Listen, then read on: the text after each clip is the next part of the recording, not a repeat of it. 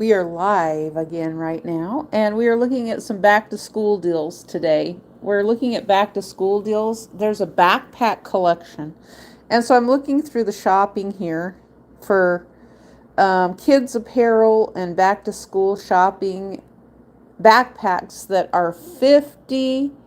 This is like unreal. Okay, there is like this little cow that has it's a cowicorn, I think. It would be called a cowicorn because it's like a unicorn of a cow, and it's $24.99, which I think is really, really high for a child. And then there's a $7 delivery fee for Amazon. And then there's another backpack collection. It's a simple modern Ellis backpack for $57, marked down from $70 through Amazon. You can get delivery for that. And the next backpack is My Hero Academia anime travel backpack. I was going to read from the Bible, but I think I'm going to do backpacks and kids shopping today. I wonder if the kids are going to be getting this stuff shopping, or if their parents are going to pick it out for them, or how that's going to work. I need to hear myself to see if they're going to pick it out. Yep, it's actually, if I turn this on, then I'm just going to get a big reverb taking place. If I turn this on, then I'm just going to get a big You guys, do you hear that little part of the reverb that happens when I'm talking in the background and then I'm recording myself talking? Oh, we don't want to hear this. Okay, I had to mute my laptop because we just get that forever reverb of looping. Okay, and so I'm looking at the backpacks. Oh, hello. We've got one person. Do you have anything you would like to say? If you have any questions or anything, we're looking at back to school shopping. But we can talk about other things too. There's nothing specific that I am tied to. There's kids apparel. I was looking at this one backpack that's $57. Imagine that, a parent sending their kid to school in a backpack that is $57, marked down from $70. Can you imagine that? Now here's another one. Mosey U school backpack. It's $13. I think that's expensive from Walmart, but it's still expensive. Walmart has another one for $26. I mean, my goodness, the backpacks have gone up really high in price. They're saying that they're 52% off, which, well, and they have the brand on them. So you talk about targeting towards kids. This one says it's Champion. I'm going to call it out. Even though it's it becomes an advertisement. I'm not sponsored by any of these people at all because I don't have any revenue at all coming into me related to this, what's going on. And so, but I'm going to call it out. So this is an Amazon delivery. It's a Champion manuscript backpack, $18 for kids. So it's going to be a very small backpack. I have purchased kids backpacks by mistake. Actually, they're good. So the ones that I got though were like below $10 at one time. They weren't the higher price. And so if I can get them for below $10, they're good for art supplies and things like that. If you need something for an art supply and you don't need a big backpack, a smaller backpack is good for your art supplies, storing it in the house. But this is for kids, though. Keep in mind, here's another one, Kid Nuo backpack for girls, 15.6-inch laptop school bag, $26, marked down from $33. The next backpack we're looking at, oh my goodness, this is Nike Hayward backpack. Hello, Kay. Hello, Kay. Nice to see you again. Hey, we all live in a yellow submarine. Yellow submarine. Oh, the school bus. The school bus submarine. Is that what you're talking about? The yellow school bus submarine. Hello. McDonald's employee. Hello, McDonald's employee. Now, the thing is I have a huge appreciation for our hospitality workers. I am someone who, let me just say this. If I was a politician, that's who I would be an activism person for is the people who have no voice. The people who think they have a voice, but they really don't. And that is the hospitality workers and the gig economy workers, everybody who doesn't have a voice against inflation. Now, that's me. If I was president, that would be my platform, working against inflation. I don't know how I would do it. I'd say that straight up front. I have no idea how I'd do it because it takes a collective effort to be able to attack inflation. So um, yeah, I love McDonald's though. I mean, it's been a while since I've been there, and I actually tried to go about 18 months ago, and they had such a big long line that I couldn't even get in there. It's in a really wonky place where I'm at. The McDonald's is in a really, really wonky place and hard to get into, and people are loving McDonald's, but I keep hearing that the burgers are getting more expensive. Here, oh my gosh, I can't believe this is at Walmart, but it is. It's called a Thule Aeon backpack. Was $200 and it's now $149 at Walmart. Can you believe that? I mean, Walmart is selling a backpack for $149.99. That is just insane. Walmart is not supposed to have things that are that high. I didn't think, but now here's another one. If you want, it's called a Light and 9 Kids Starter Backpack. $75 was the retail price. They've marked it down to $54. No parent in their right mind should be buying that backpack. For a backpack for a child should be $5, and it should be very well made. Here's another one, a Puma Kids Evercat backpack and lunch kit combo. It's very insane. Yes, absolutely insane. Now I like the tactical. Usually the tactical stuff seems to be well made. However, at this point in time, I would have to say the usage of the word tactical can be deceptive. It can be a deceptive marketing word. Now, here is a tactical backpack geared towards kids for school. It's camouflage color. It kind of looks like a military rucksack here. 5.11 Tactical Rush 24 2.0 backpack. It was $195. It is now marked down to $146.25 for your kindergartner going to school. This is what's being marketed towards parents right now. Imagine that, being a parent and feeling like you need a backpack and you have to spend $146. This backpack better last the kid from kindergarten until the 12th grade. It better be lasting that long, and even into college. So if I'm going to spend $146 on a backpack, it better last until my kid graduates college, if they can even go to college. So let's just leave it at the 12th grade right now. If I'm spending $146 on a backpack, it better be lasting through the 12th grade, kindergarten through 12. Okay, so let's look at, there's some of them are really pretty. Now here's a Spider-Man backpack. But does a 12th grader want to be using a Spider-Man backpack that looks like it's for a kid in kindergarten? Because that's what it is. It's from Zappos.com. BioWorld Kids Spider-Man's backpack, $31. The retail price was marked up to $44. Now it's being sold on Zappos.com for $31.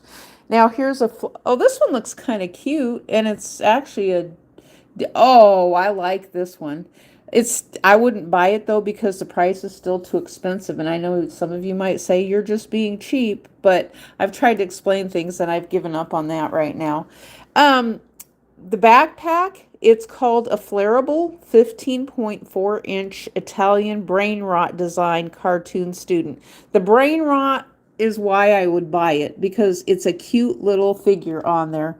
I love the brain rot figure and the brain rot marketing that's taking place. We sell Venezuelan food. Oh, Venezuelan flavors. at your service.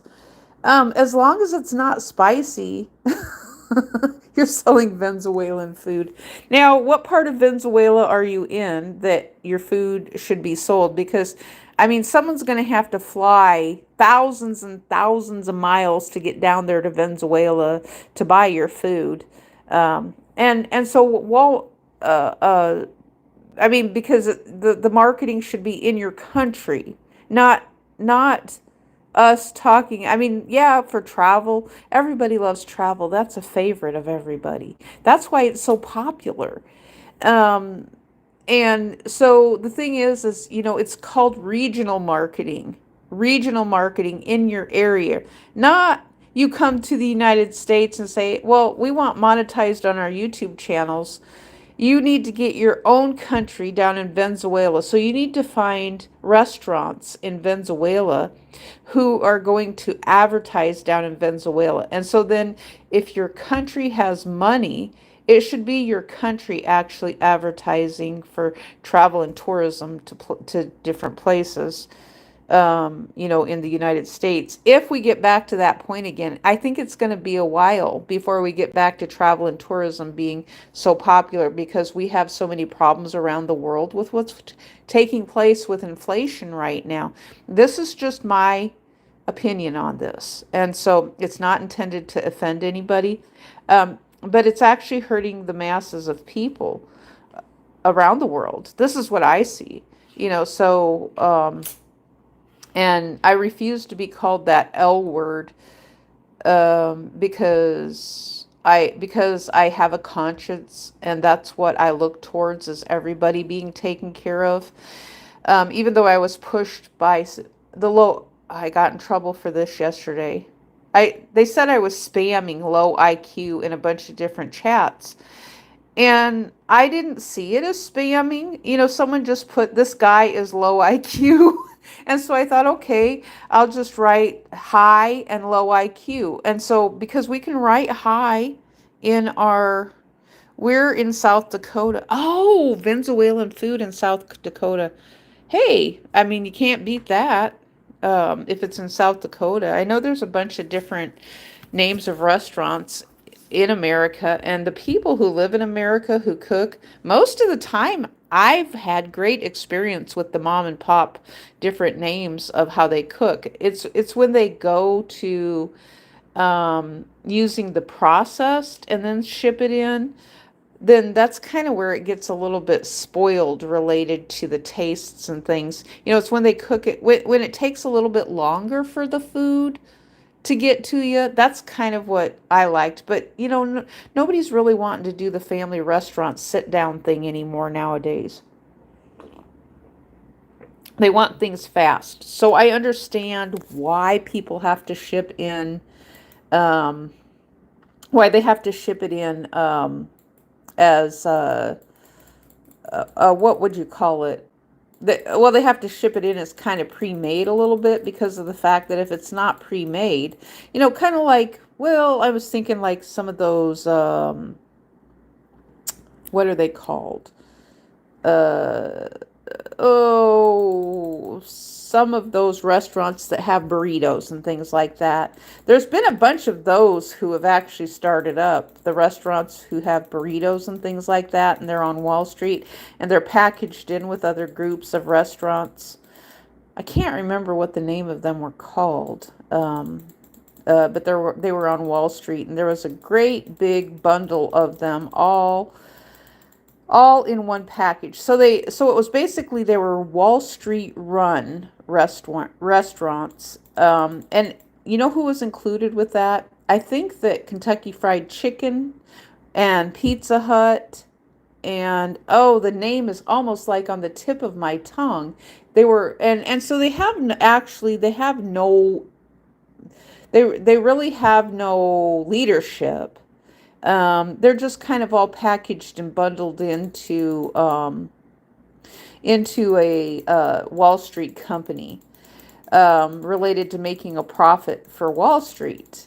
So there were franchises that had a name and stuff like that. Yum, YUM was the name. Yum, I believe. Let me see how Yum is doing on Wall Street today. I knew I would think of it if I talked about it a little bit longer. YUM brand, Yuma, Arizona. Yeah, Yuma, Arizona came up when I typed in Yum, uh, which, it's Yum brand. Okay, Yum brands. Yeah, okay, Yum brands.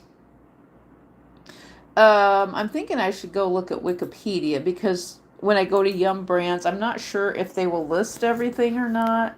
Yum Brands has Taco Bell, KFC, Pizza Hut. Um, yeah, they've got another. Oh, Habit Burger and Grill. That must be new. That must be new. Pizza. Oh my gosh, I'm so hungry for some Pizza Hut right now. How Pizza Hut Sri Lanka is equipping the nation's youth for the future. Apparently, Sri Lanka has a Pizza Hut now. I didn't know that.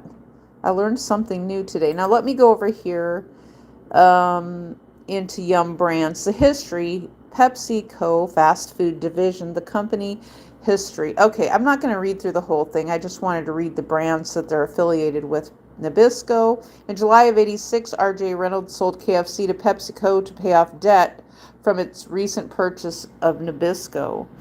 Um, why do I call myself low IQ? Um, well, that's kind of been an internet joke. Everybody and their brother comes on the internet and says that the internet has the attention span of a gnat and that everybody on the internet is low IQ. So what they've done is they have fabricated this myth that everybody on the internet who goes to the different chats together is artificial intelligence. I don't think that it is. I really don't. I just think that these little niches are bubbling up because they're popular. So when you see a bunch of people chatting on, well, let's use the president as an example, the current president. When you see a bunch of people there, that only just means that a lot of people have engaged on a video that was his, or someone talking about him, and now we're all at that same video together at the same time, and so it bogs down the internet. But all of us get called the same thing, which is low IQ, because they're calling it artificial intelligence. Now, the only thing that's artificial intelligence is doing is surfacing up an interest based of the president, because a lot of us, probably thousands, I'm going to say thousands of us on YouTube, have watched that video or something similar of the president before, which includes people from other countries. And so that, so the low IQ thing is kind of funny for that reason. And it was also, I think, I don't, it sounds like they used to have a low IQ thing back in the day for kids, or they're, what is it called? Equivalent, no, that would, something quotient. Let me see what IQ stands for. I want to see what IQ stands for. Now I'm getting distracted away from, I was talking about backpacks. What does IQ stand for? IQ. Okay. Intelligence intelligence quotient. Quotient or quotient. QUOTIENT. It's kind of a, let's see if there's a, I'm going to be quiet for a minute, and I'm going to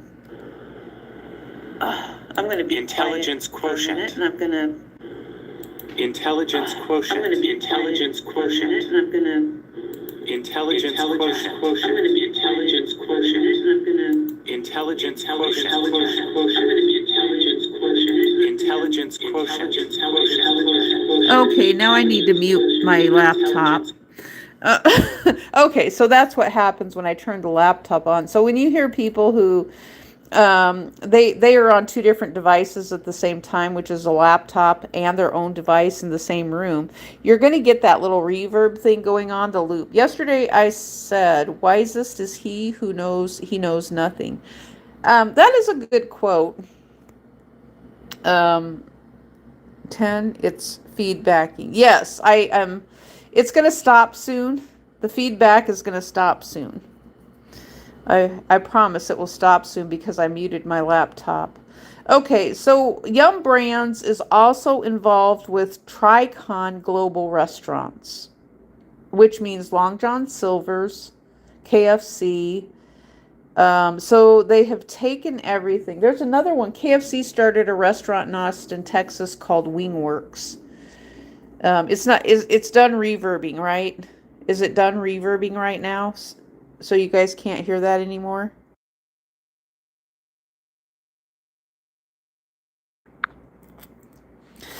And so they're also involved with A&W. Does anybody even see A&W restaurants anymore? I think they're pretty much gone. So I'm wondering if Yum Brands is a SPAC and they are buying up a bunch of restaurants that are not doing well and they're going out of business. Okay, it's fine now.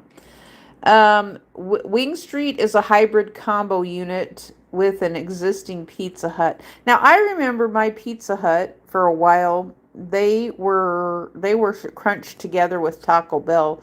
So there was a Taco Bell and a Pizza Hut that were kind of crunched together, and then the building went off on its own to just Taco Bell. And um, Okay, so it was cited in the firm's January 18th, 2011 announcement of its intention to dispose of A&W and Long John Silver chains. Oh, they're getting rid of A&W and Long John Silver's. So Yum Brand must be a SPAC. So they lump all the restaurants together that are going out of business. That's what it sounds like. That they're putting that the businesses, their franchises, they're not sustainable. That's what I am reading here. A lot, and so they've taken some of them overseas in order to try to. Oh, right here is a picture of KFC and Taco Bell together in Oscoda, Michigan. There's a bunch of pictures where in Chiefland, Florida, where they had them together, and then they had the employees making both things. And so then I'm wondering if Pizza Hut's going out of business. That being owned by Yum Brand, it would have me questioning if Pizza Hut is going out of business because they got really, really expensive.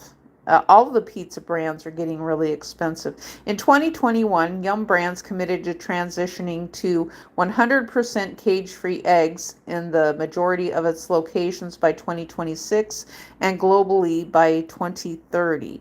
I don't know how it could do that. I have absolutely no idea how they could even do that, or know where they get their food from, because they could be lied to. So the current brands that they have, this is the current brands that Yum has, is KFC, Pizza Hut, Taco Bell, Bond Shop. It says as a minority investor. I don't know what Band Shop is. It's BANH. There is no highlight for me to see what that is. Habit Burger and Grill, which I've never heard of that. Oh, Long John Silver's is gone. It looks like it's gone. A&W, a former of Yum Brands, A&W Restaurants sold to Great American Brand LLC consortium of A&W franchises. D'Angelo Grilled Sandwiches sold to Papa Gino's in 1997. Hot 'N Now, acquired by PepsiCo in 1990, placed under the Taco Bell branch.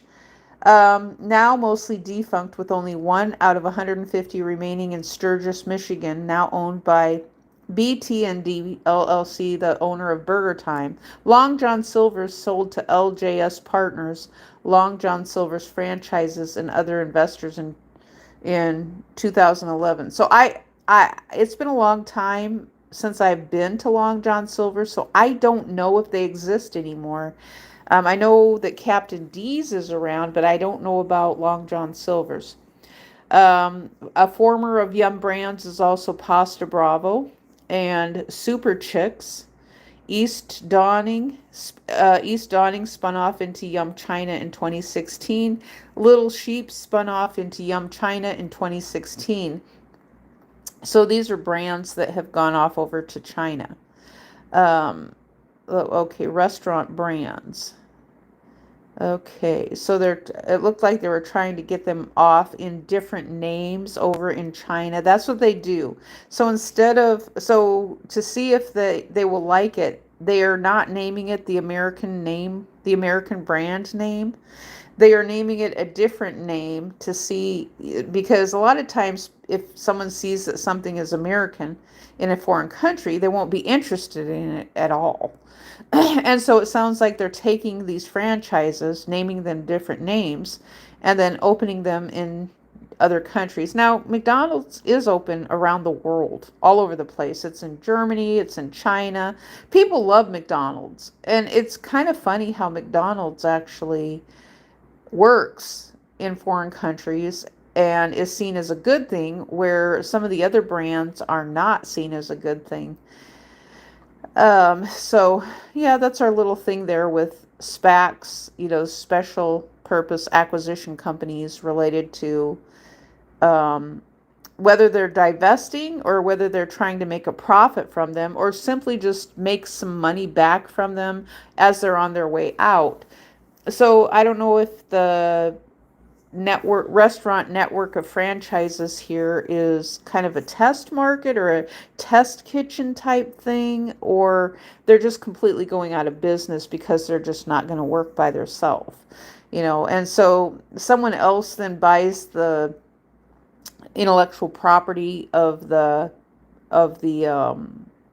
recipes, recipes for these brands. And now some people have said that Chick-fil-A has a very similar taste to Kentucky Fried Chicken. So it sounds like um, there's a lot of similarities with Kentucky Fried Chicken flavors that are going out now into other brands. I mean, Colonel Sanders, his family had to have sold it. They're no longer living. So then when the family's no longer living, it gets wrapped up into something else. Either somebody buys it or they don't. So if you have an individual owned business and you have recipes, um, a lot of times the recipes are, it's the body of work that someone else owns when they're doing this big marketing stuff. The big marketing stuff always drowns out little mom and pop shops, unfortunately. It just does. However, little mom and pop shops are kind of guilty sometimes of participating with hiking prices up and price gouging, unfortunately. But the one thing I can say about the brands is that from what I've seen, they push prices up so high with Wall Street that it becomes so transparent that it's like, well, wait a minute, this is not sustainable at all. It's just not sustainable. And so, okay. Um, so I have to wonder, and I was thinking, you know what else I was thinking about too, related to back to school. So if we can get back to school again and get out of Wall Street here. Well, so with back to school, I've often thought, because I believe there's laptops in here too. Let's see if we got laptops down here, because I think that it was school supplies and laptops. Oh, here we go. Oh my goodness. There are laptops here, and this is back to school laptops for kindergartners. The Dell Inspiron 16 plus 2 in one laptop is $1,199.99, marked down from $1,600 at Best Buy. Is Best Buy still in business? I didn't know that. There is an EcoFlow Rapid Power Bank for $42 at Amazon. It's a rapid power bank. So it's one of those portable. I've always thought the rapid power banks should have a solar panel in them so you can stick them in the window and they just charge up. This one doesn't look like it has one of those, but it's marked down from $70. The Samsung Galaxy Tab S10 FE Plus, $640 marked down from $700 at Staples for your kindergartner. Now the hub. Oh, the hubs are nice. Oh, this one's a decent price actually. Hop Day 6 Hop Day 6-in-1 USB-C hub. Now you're going to need something over 100 watts so you can charge your cell phone. If you're charging anything else, you're probably going to need 200 or more to plug in. Otherwise, you end up draining your battery. Flex, what is this? Beats Flex Wireless, $25 marked down from $50 through AT&T. This is just a piece of wire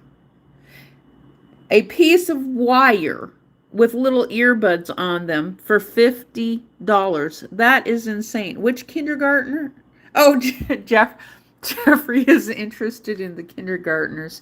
Well, that's the kindergartner that you ate, Jeffrey. Not you, Jeffrey. I'm not saying that towards you specifically, but the kindergartner that's in your belly now, because some of these guys have great big bellies, and so they're carrying around a kindergartner in their gut because they're full of shit. That's the kindergartner that I'm kind of referencing here, related to a kindergartner. So it's there's a piece of wire with a little bit of colorful coating on it for $50 that has two little earbuds on the end for $50. Is that money laundering? Hello, AT&T, are you money laundering? Is that what you're doing? You're just marking prices up just to mark up prices and make it higher. Have you heard that saying, Jeffrey? When a person says that they feel like they crapped out a kindergartner because their gut is so full of shit. I've heard that saying before. And the person who was saying it was literally full of shit. And so the Lenovo tablet for $130. I didn't know that Lenovo had a tablet. That's not too bad of a price, but I still think that's way, way too expensive, for a kindergartner.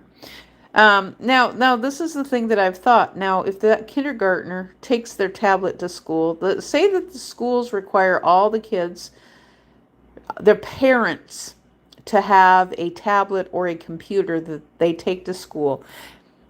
Right now, as angry as these dads get because their kids come across adult content on the internet, I would have to say, why in the world would the school require the kids to bring electronic devices to school as part of the curriculum? The school should be providing it, because this is what's going to happen. Over and over again, we've heard about the stories of people becoming angry at the computer. They're angry at the computer and they literally smash it up. They literally smash it up because of the fact they're mad at the person, and then they get mad at the computer, so they take their anger out on the computer and they smash it up. So I literally had that happen to me, where my ex-husband smashed up a computer that was only about a month new. It was about a month new. And he was mad because of the doxing incident. He snatches, so I think that, how much was the computer? It was maybe about $500. He snatches it out of my lap. He throws it down on the floor and he stomps on it, and he just completely, so it was just like, but with this specific computer, he did pay for it. And so for him, it's basically saying after things happened back around COVID time, 2020 was when it happened. I think that's around when it happened. 2018. So around 2018, probably the middle of the year, he says, "Why don't you buy a new computer?" He says, "I'll pay for it." And so he says the card's in the Amazon, and I said okay. So I pick out a new computer that's around $500. It's a small laptop. It's one of those that is, I believe it was touchscreen, and it also was, but it was like maybe between 12 to 14 inches, touchscreen. And so I'm not sure what happened if he was watching the videos that I made, but he was mad about something else. We were having a discussion about something. He baited me, I guess, into something else. Oh, I know, he was mad about what happened. So like he had told me to buy the laptop because I didn't have my other computer equipment. So I got it. Yeah, we'd gone on a trip. I got the laptop. And I got the laptop after the trip. And so I'm using the laptop, and I said something, or I don't know if he watched a video. Oh, I know what it was. I know what the video was. I'm going to tell you what the video was. I made this video about where HIV came from, which that's what happened. I made a video, and so he got really, really angry. And so the story about HIV coming from Africa is from the 1980s. It was an old story. He got mad at that because I made a video about it. He's like, I don't need any more negative attention. I do not need the police coming here anymore because of videos you make. So he was watching my YouTube channel, and I didn't think of blocking him at that time. Later, I did block him. I blocked my own husband from watching my YouTube videos for that very reason. But he snatches this brand new laptop that is a month old out of my lap, throws it down on the ground, and he stomps on it, just completely crushing the laptop. So then once again, I didn't have a laptop to use. And so I'm a grown person. And because I made a story about, and my story that I had made was kind of trying to stick up for the guy that came from Africa, and trying to say that it was a sensationalized and clickbait story. I mean, that's where my head was at with the story, because I wasn't trying to put any of my own opinion on it. I was putting an opinion on the story of like, well, why did it have to be from Africa that the guy, and the premise of the story was that they were saying on the internet at that time. No, Rafat, I'm not Rafat Batul, I'm not ignoring you. I just saw you right here.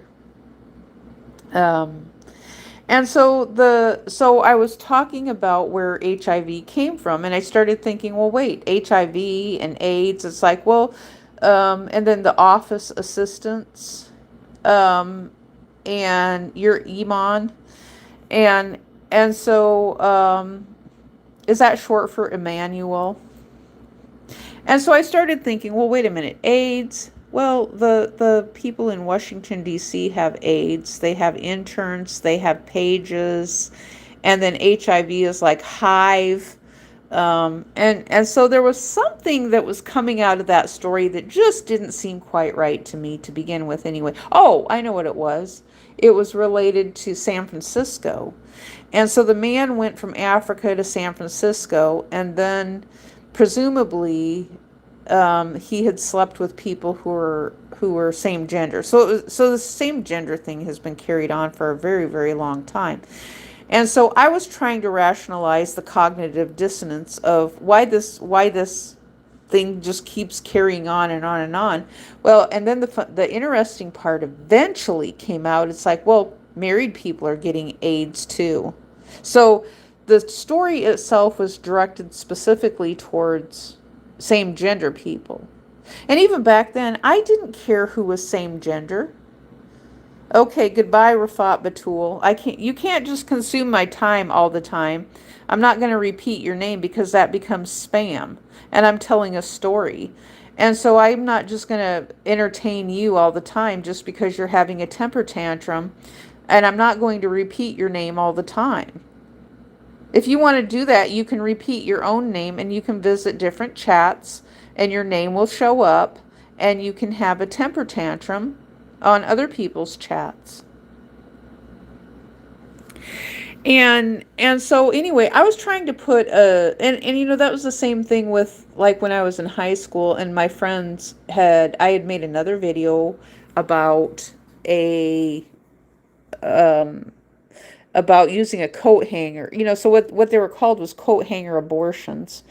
And my friends, when at my high school year in high school, they both went to school with a paper sack and a coat hanger in the inside of this paper sack. Now the thing is, they weren't just telling people they were carrying around a paper sack. I eventually just asked them, I'm like, well, why are you all carrying around a paper sack? And they're like, oh, we got a coat hanger inside. It's related to abortion. And I'm like, oh. I had no idea what they were talking about. I wasn't paying any attention to the news at that time. But what I did know was Roe versus Wade was always in the news all the time. When I was graduating high school, Roe versus Wade was in the news. Roe v. Wade. And I always just thought, that's, even then when I was a kid, I thought that's not, it's someone else's decision, if they want to do that. I wasn't, I thought it's their business, not mine. But I had never voted though at that time. I wasn't thinking about voting and how voting, the country actually impacts the decisions of millions of other people. And that's why it's so, so Roe v. Wade was the law of the land, and then it just gets stripped away just that fast. So rights just get stripped away because a president comes in and decides, oh, well, you're not going to have these rights anymore.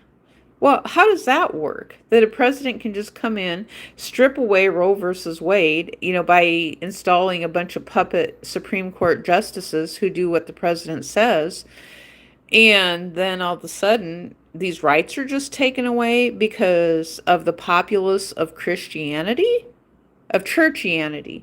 Yeah, like my new friend, on my new internet friend, he calls it churchianity, and I've used that word before too, with churchianity.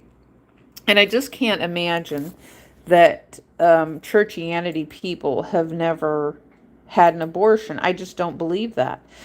And so then, yeah. Well, so there's kind of an impact related to,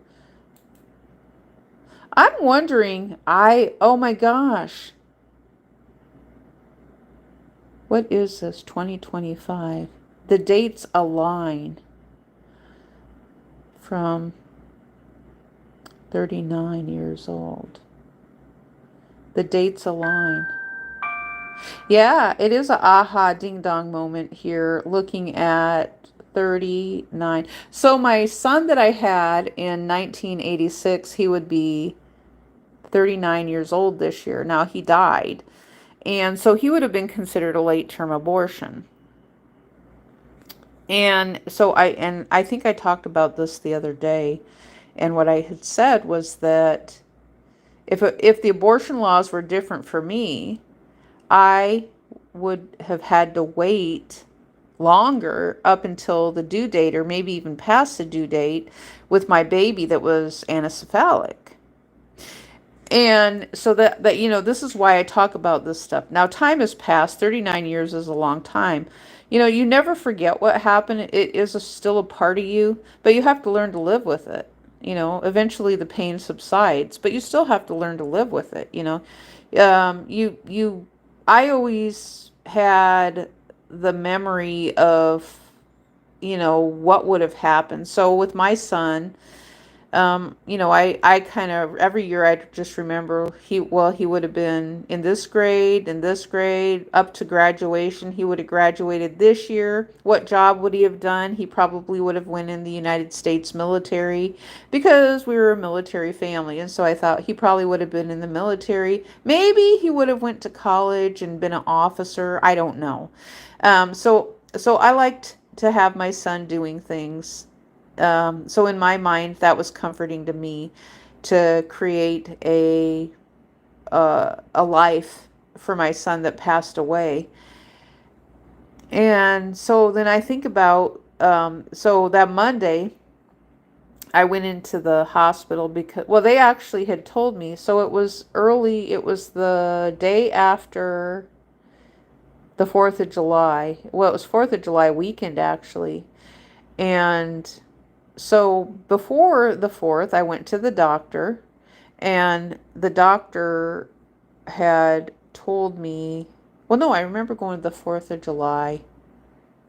And then I had an appointment that Monday, I believe. So it would have been the 7th of July, I think. And so what happened was then I was flown up to Letterman Hospital, the Presidio of San Francisco, by a helicopter, maybe an Apache helicopter. I'm not sure. There was another elderly lady with me, and she was on a stretcher, but she was on the stretcher above me. And so they put both of us in. I was pregnant and she was old. And so we went in together. And so both of us went up to the Presidio of San Francisco. And so they said they did an ultrasound at Fort Ord. They couldn't see.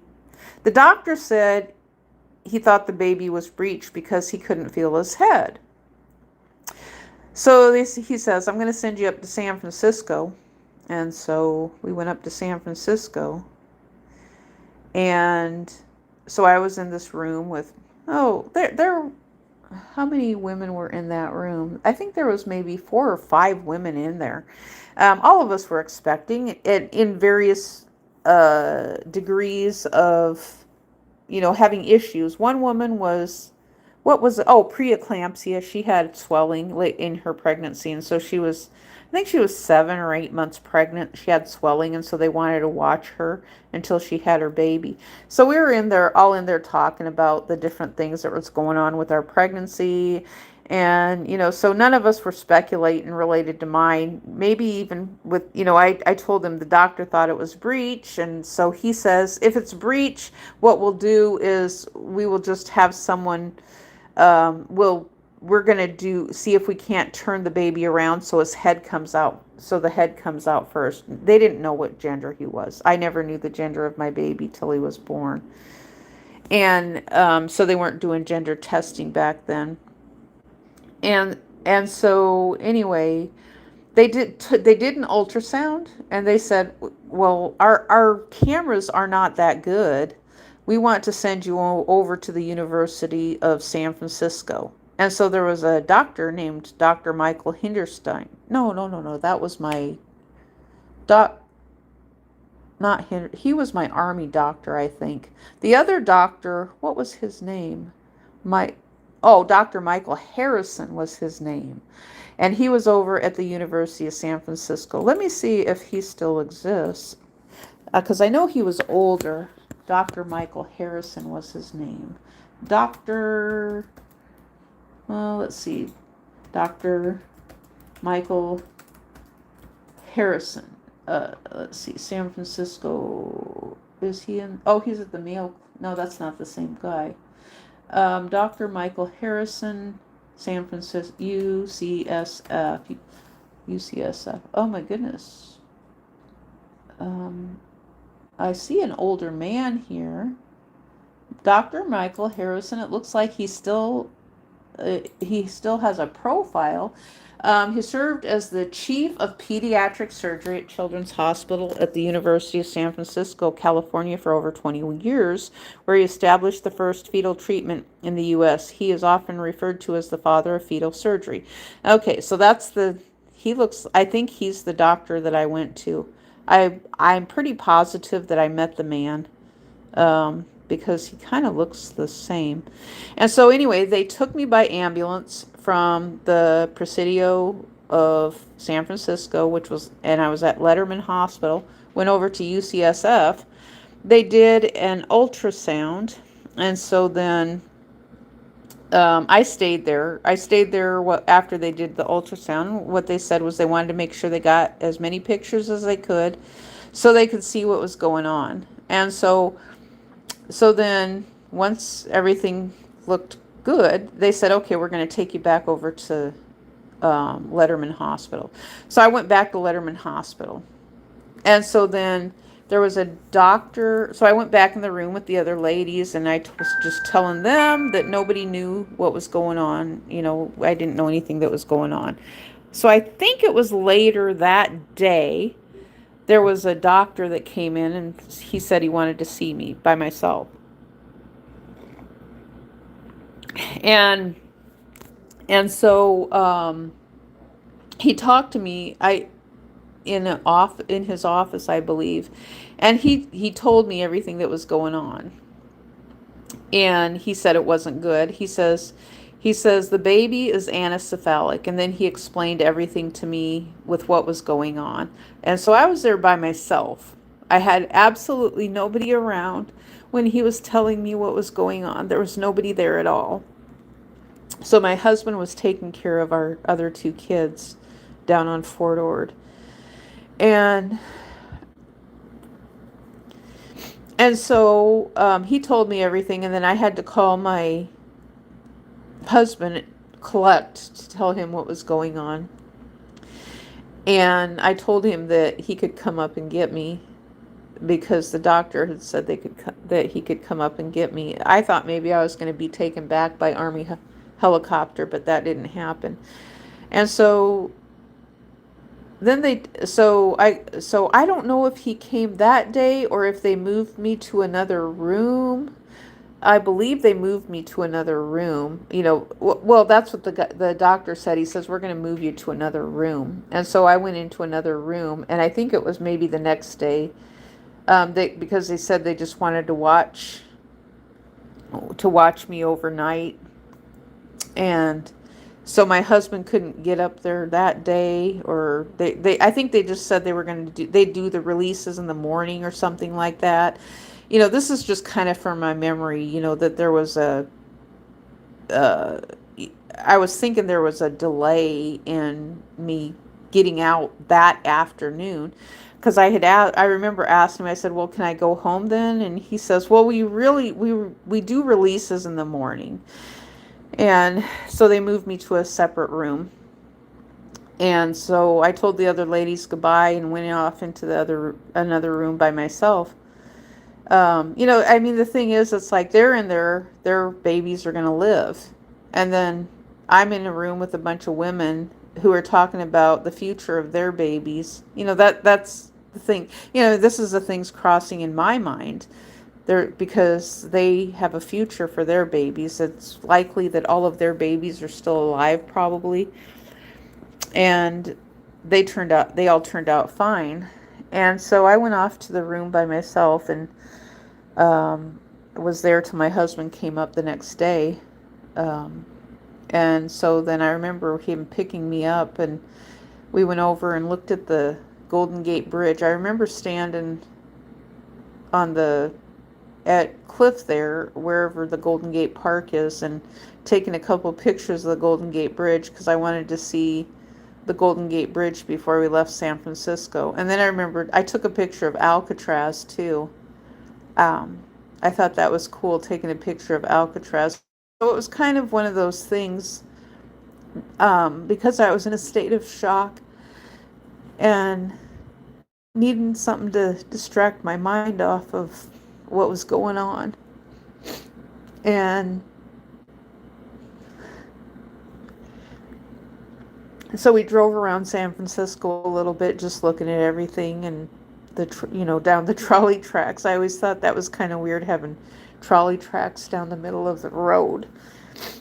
And then we went back to Fort Ord, and they had told me that I needed to go see the doctor the next day, or make an appointment to see the doctor, or call the hospital or something like that. I had to get in touch with the doctor. So I got in touch with the doctor, and I said, the hospital there on Fort Ord, and I said, I just want to have the baby now. I want to be done with it.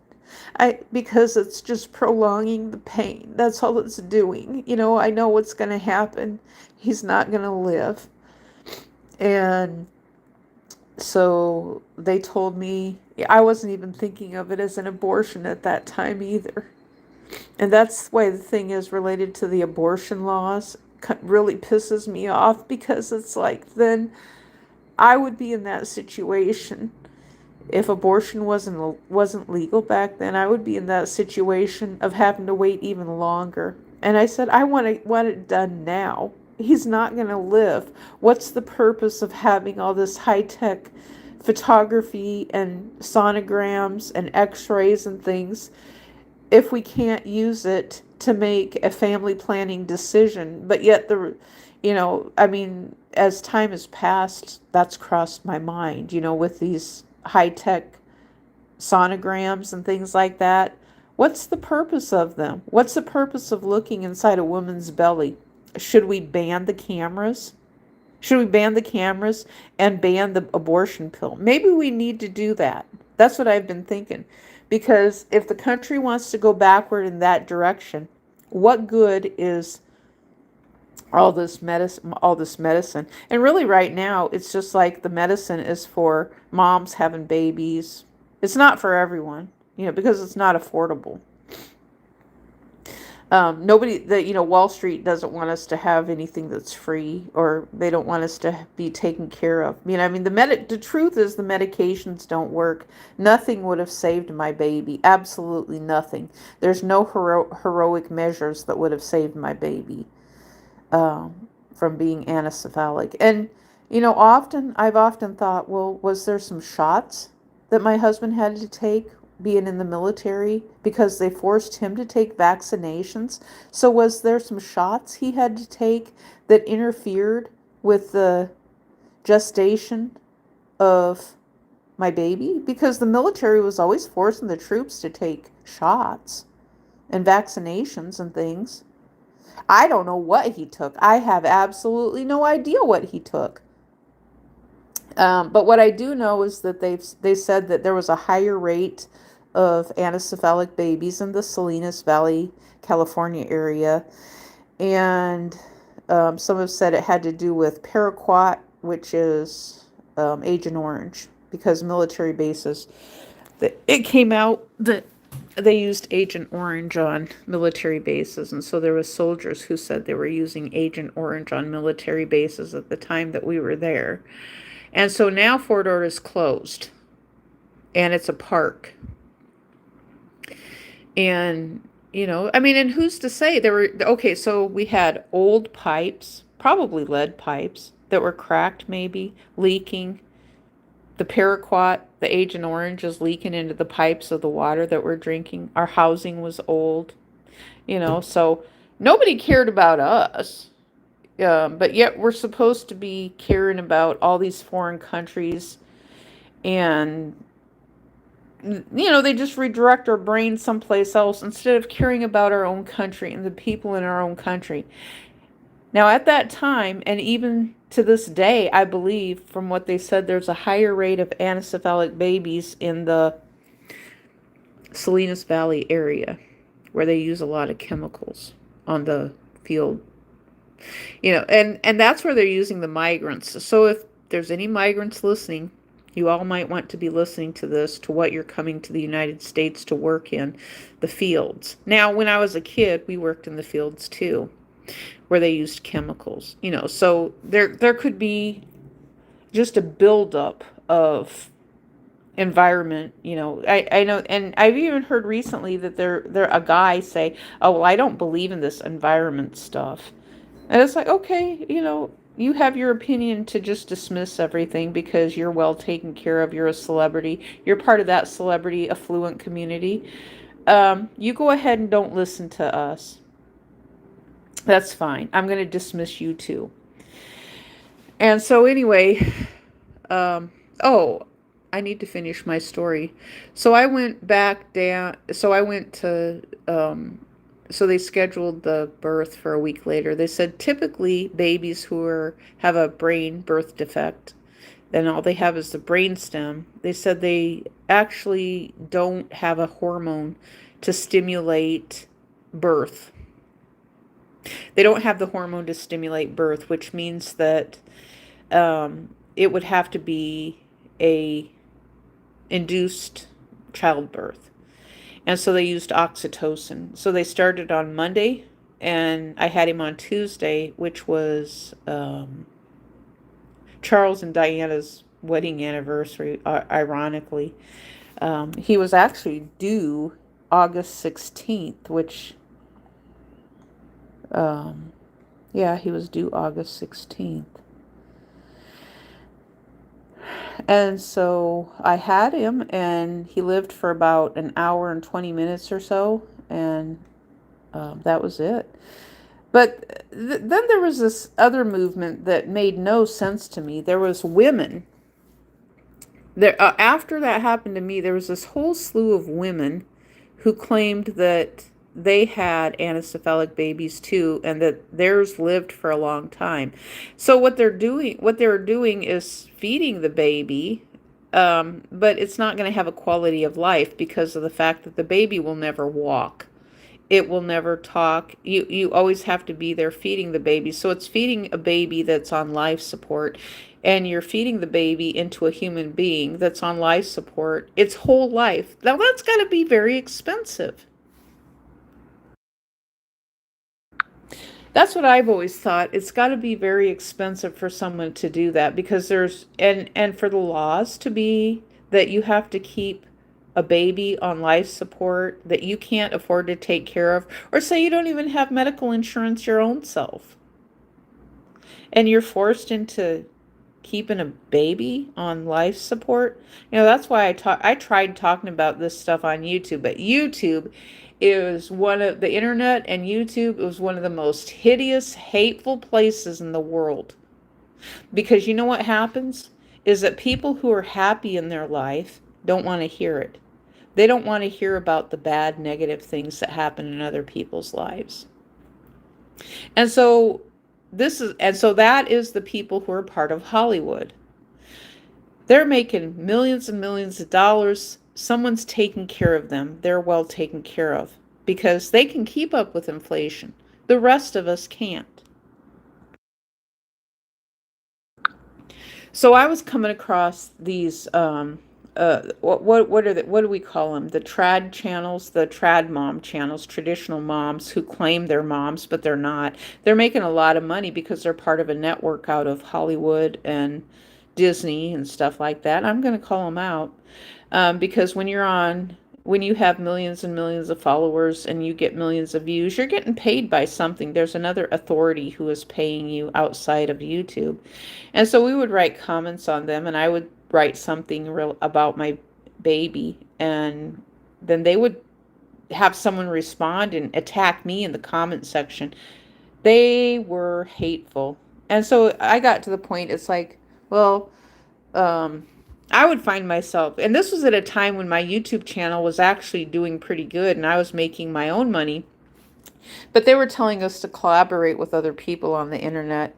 And so to me, it just kind of became challenging. It's like, I don't want to be, what are these other channels? What's going on? I started asking myself, what's going on with these other channels that I can't talk about something related? When they are titling, when they say they're having a baby and they called it dead baby, that's what they used was the words in the title for their baby that they're expecting, which their baby now is like, I think 12 years old, but they titled it dead baby. And I thought, well, why would someone do something cruel like that and title their YouTube video dead baby when the wife is expecting a baby and there's nothing dead about it other than clickbait? And so I think 2009 or 10 may have been one of the last times that I started backing off watching their channel. So I watched it, and I know who the channel is, and from time to time I watch it, and they've actually aren't doing as much content as what they used to do. I mean, because their kids are grown now, so they're out of that. Well, they wanted to say they were family vloggers, and it's like, how can you call yourself family vloggers? Because my grandparents we didn't have, we had movie, but it had no sound in it. My grandparents took pictures of me when I was a kid on video. We just didn't put it on the internet. So what is a family vlogger? I mean, it's like you're just doing something that everybody else has already done in the past. It's just a little bit different now because people are putting it on YouTube. YouTube was one of the most hateful places at the beginning, and I'm not sure that it's any better right now because it's still hard to have conversations. But people were so hateful, and if, and then they just want to they turn against other people who were their supporters, and it's like, well, I'm not interested in supporting Hollywood anymore. That was the thing that did it for me when I started seeing through this matrix of the separation and division of Hollywood versus the American public. It's like, well, the American public is much larger. You know, people want a voice. What was the purpose of the internet if it's not a place for the American public to speak out, instead of Hollywood coming in and wanting to overshadow everyone? That's where I'm at with this still, all these years later. My mind has not changed about anything because it was around, well, between 20, there was a big entity that came on the internet, on YouTube around 2009. I don't I think that's when Hollywood started pushing more of their content creators onto YouTube, because I noticed that I started getting views dropped around 2012. I wasn't getting as much. I topped off with what I was doing around 2012, and so then the money started diminishing at that time. So I couldn't get views. And so, yeah.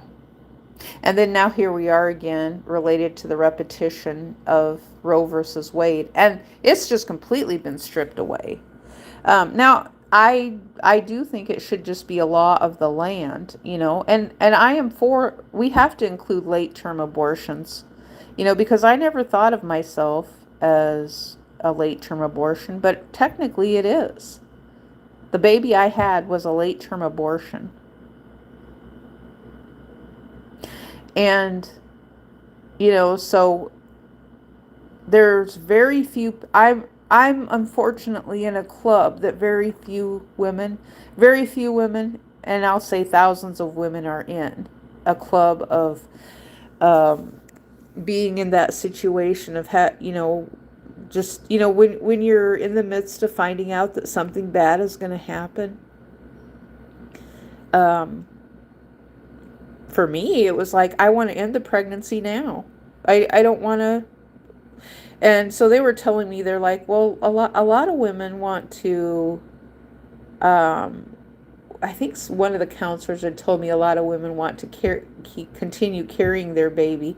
And I told them, I said, I want to end it now. I mean, can we do it today? That's what I was telling them. It's like, I wanted to get it over with, because it's like, I knew it wasn't going to be easy. No one, so there I am for a week, carrying a baby that I knew wasn't going to live. And so what they had told me was that sometimes the babies die before they're born. And so I don't know if that's what they were thinking would happen, or what, or maybe there would just be a spontaneous birth that would take place, because I was only about a month from delivery anyway. And so I waited the week and went in and then had him the next day, which was, well, what date are we on? Yeah, it would be a week from today. I went in Monday and had him on that Tuesday.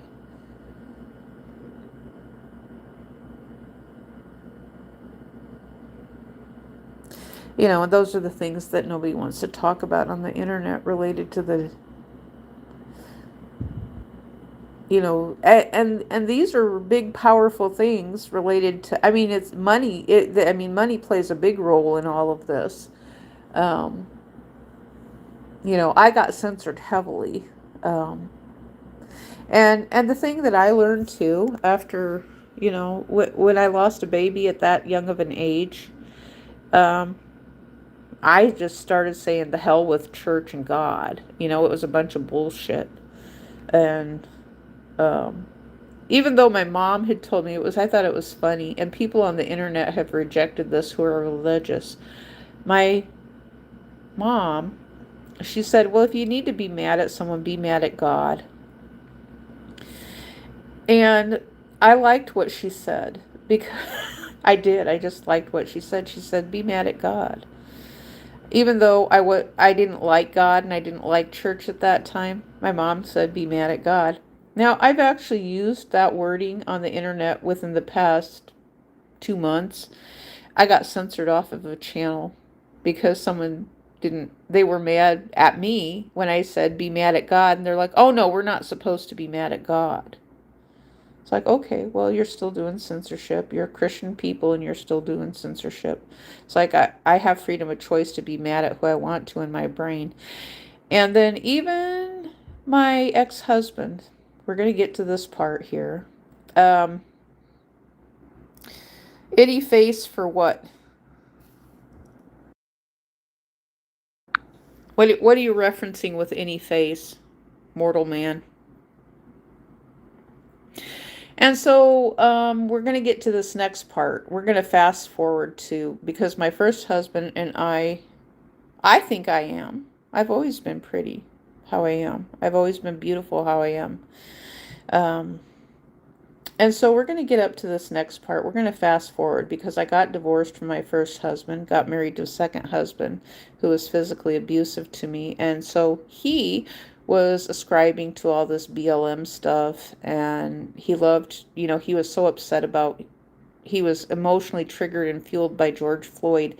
And so he got worse and worse on me. And I happened to mention something to him right at the demise of our marriage before he hit me the second time. He'd already hit me once. But he told me, he says, I don't give a fuck about you or your dead baby. Because he asked me the question. What he said was, he says, have you ever known someone who lost another human being? And I said, yeah, myself. My baby died. He's like, oh, you know what I mean. Like George Floyd. And it's like, what's the difference in that? He's like, I don't give a fuck about you or your dead baby. It's like,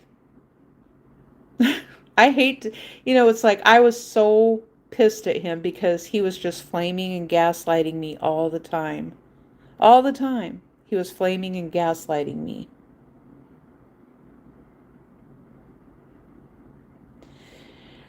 Because he was triggered by what was on TV.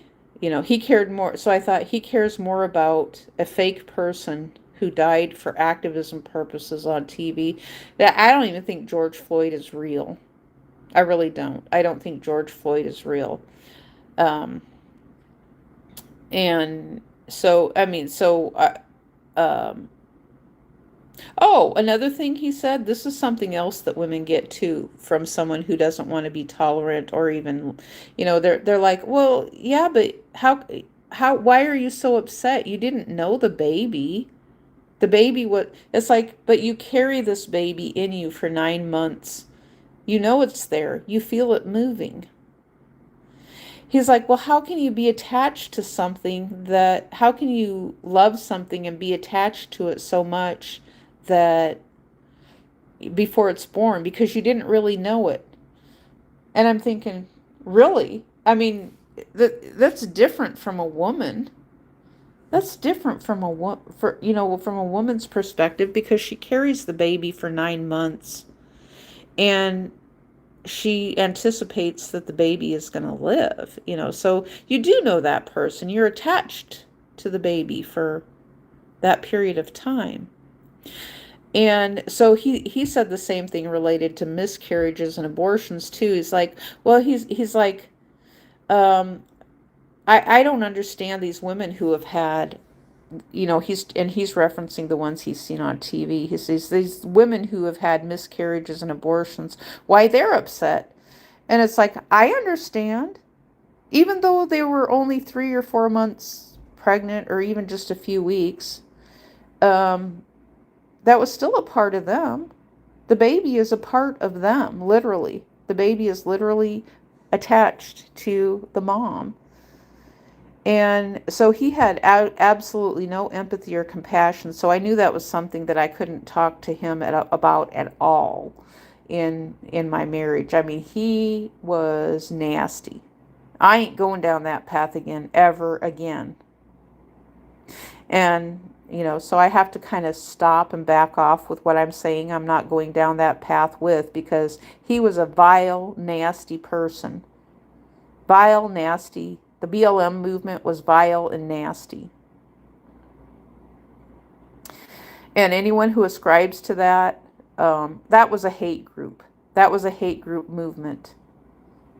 And someone said that the lefty part of the country made a lot of money for the lefty movement off of that.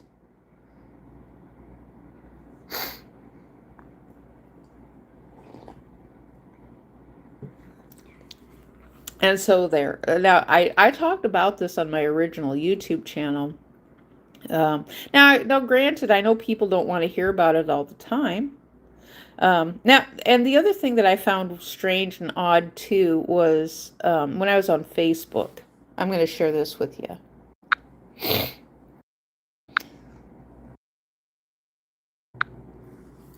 Okay, so when I was on Facebook, they always reminded me every year. There was this woman from the UK who reminded me of, she's about a month, and she's like, "Oh, well, we're coming up on the month of when your baby died." And I was just thinking, why is she reminding me? Because I don't need her on Facebook to remind me of something.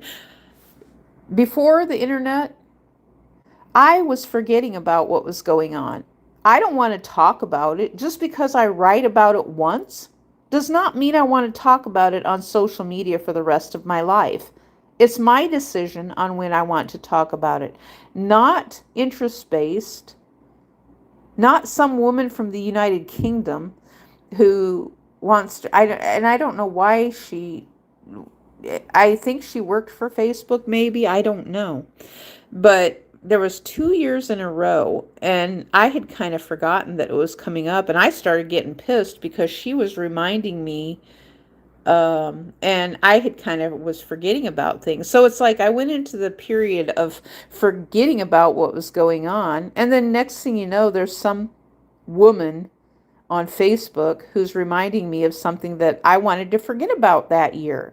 It's like some years I would literally forget that it was his birthday, maybe till a couple of days later.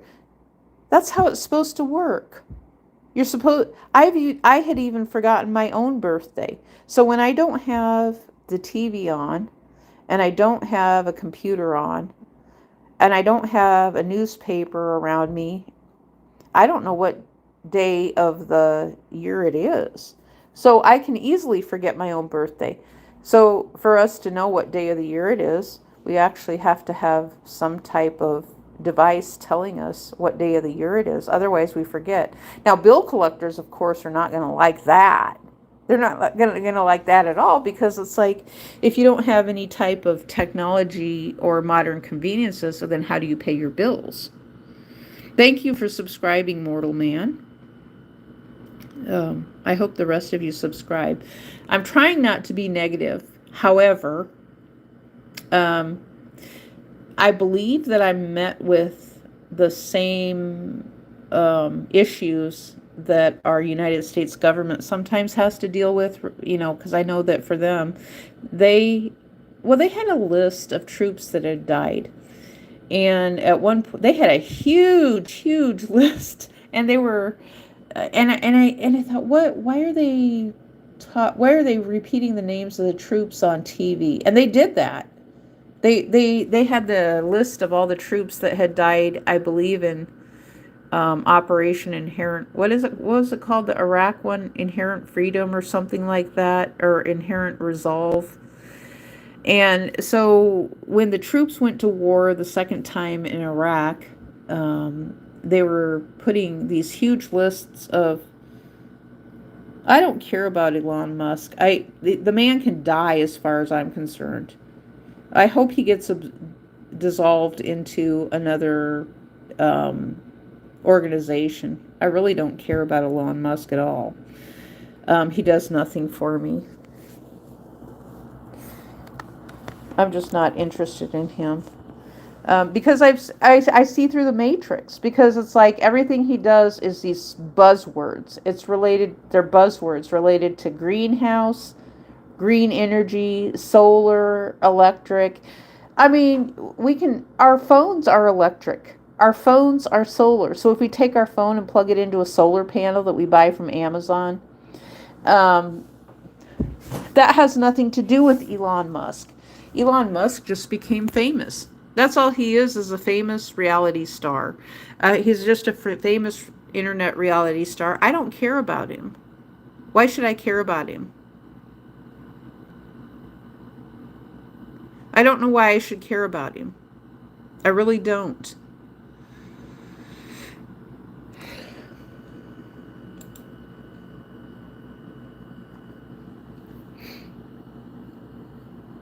I mean, if we talk about him, then that just gives him more attention. It's the same thing with talking about the CEOs of Google, the CEOs of YouTube. It just gives them more attention, so they make more money in their properties.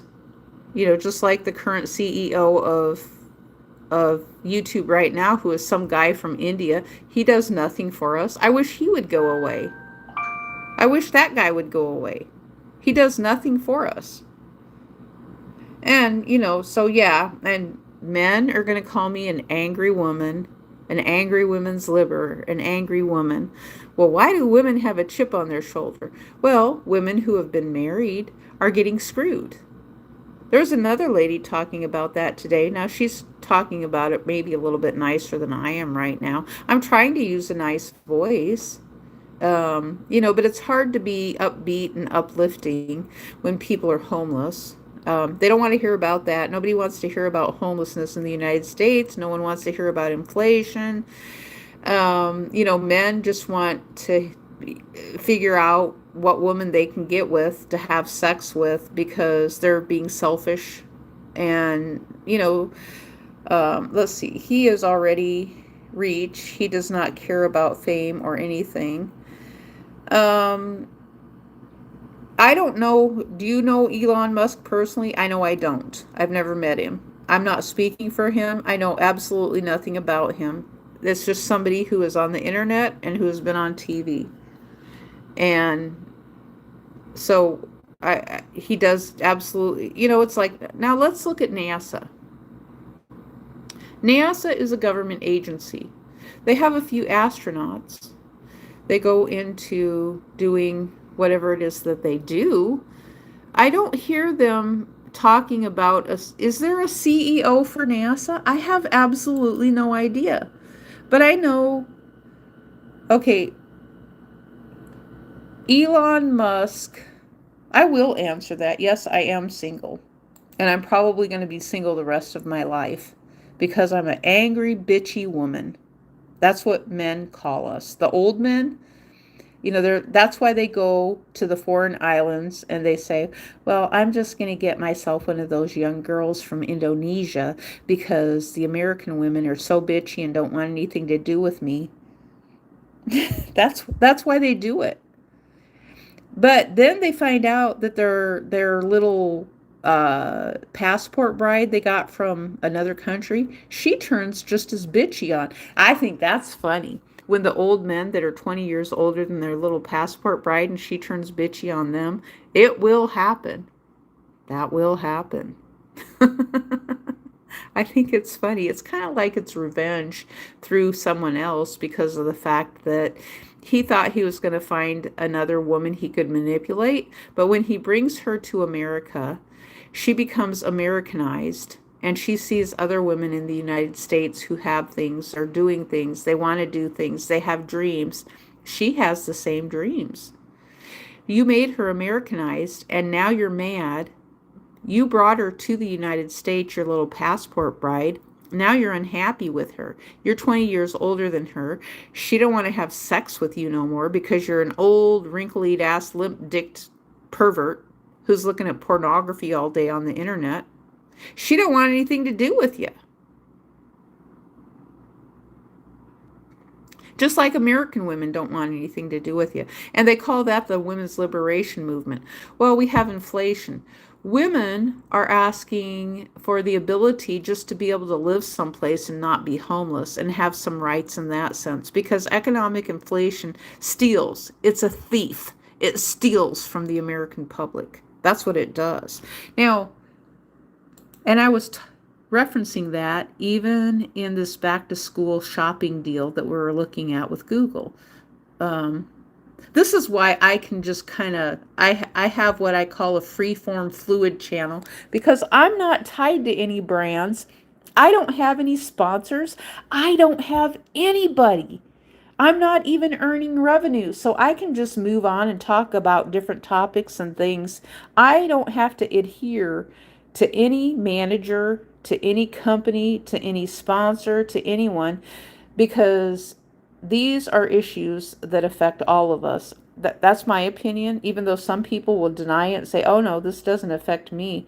Oh, you're absolutely wrong. It does affect you, because I guarantee you when you go to pay rent, the landlord or the property manager is passing the cost of inflation of higher prices off to you. So if water prices go up, they're going to charge more for you of the building water. If if rent if millage rates go up on the building, they're going to pass those costs off to you. If repairs go up for someone else, they're going to raise the price of rent on their properties so they can make that money up to make repairs. Oh, and I'm going to share this with you, something that's not even you're not even part of the rental stuff.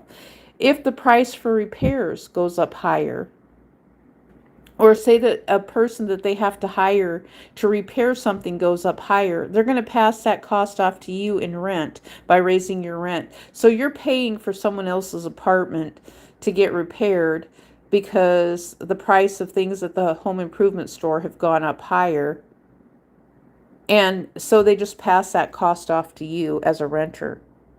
So you are affected. So when rent, gosh, before COVID, rent was like around $400 a month, and now it's like $3,000 a month.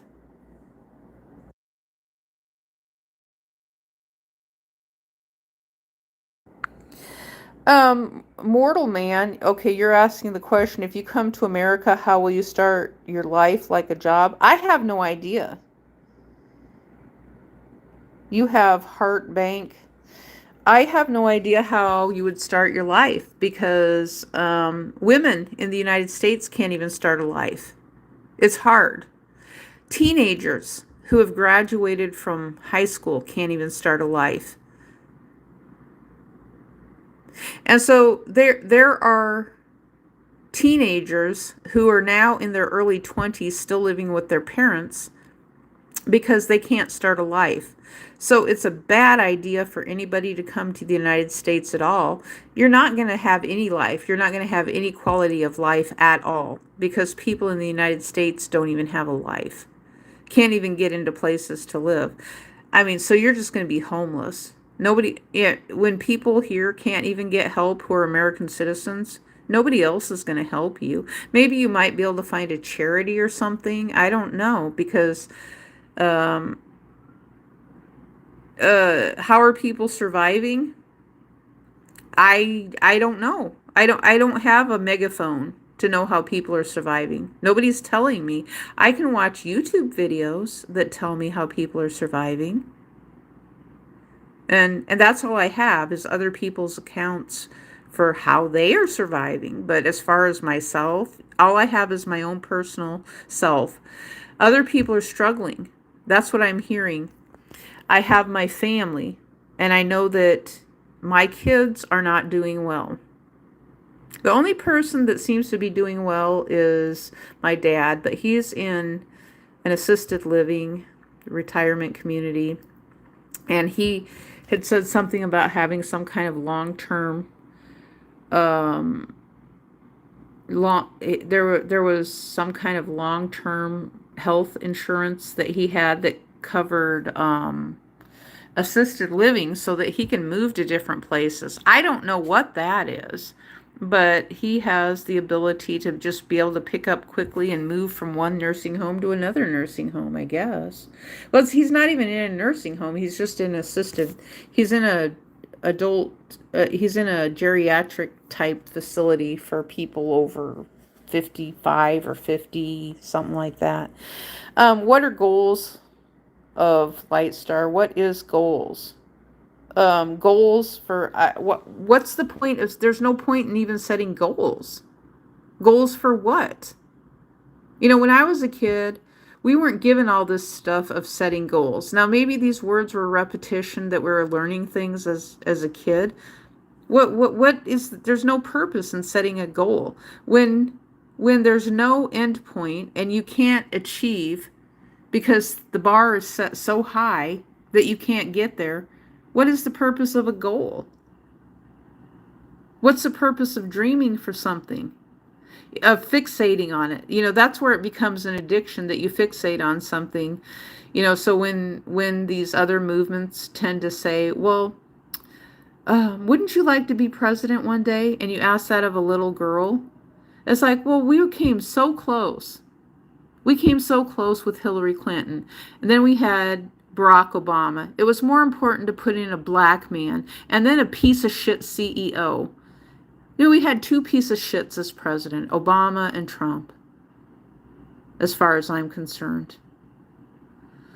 The jobs are closing. I mean, the only jobs in America is hospitality. The majority of the people are doing hospitality, which is working in a restaurant. It's working for someone else, or working in a retail store.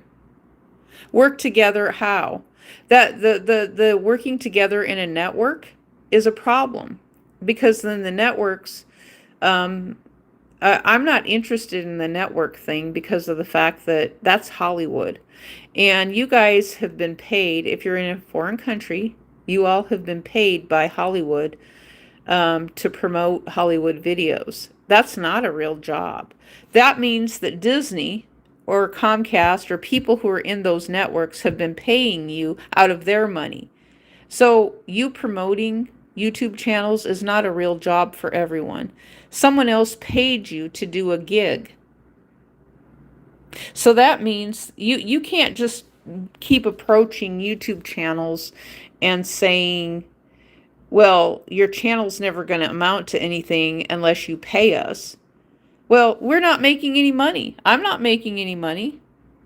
Cryptocurrency is a fraud. I'll tell you. Okay, let me ask you this. There's cryptocurrency channels on YouTube right now. Let me see if I can find one and find an example of what cryptocurrencies channels on YouTube are. Let me see, because this could get interesting. I'm going to go to an incognito window is what I'm going to use. Incognito, YouTube. Let's look at crypto, and we'll see what we can find. Crypto currency. Okay. So there's a sponsored advertisement that comes up of some guy. It says sponsored by Crypto Corner. I don't know if he's a YouTuber.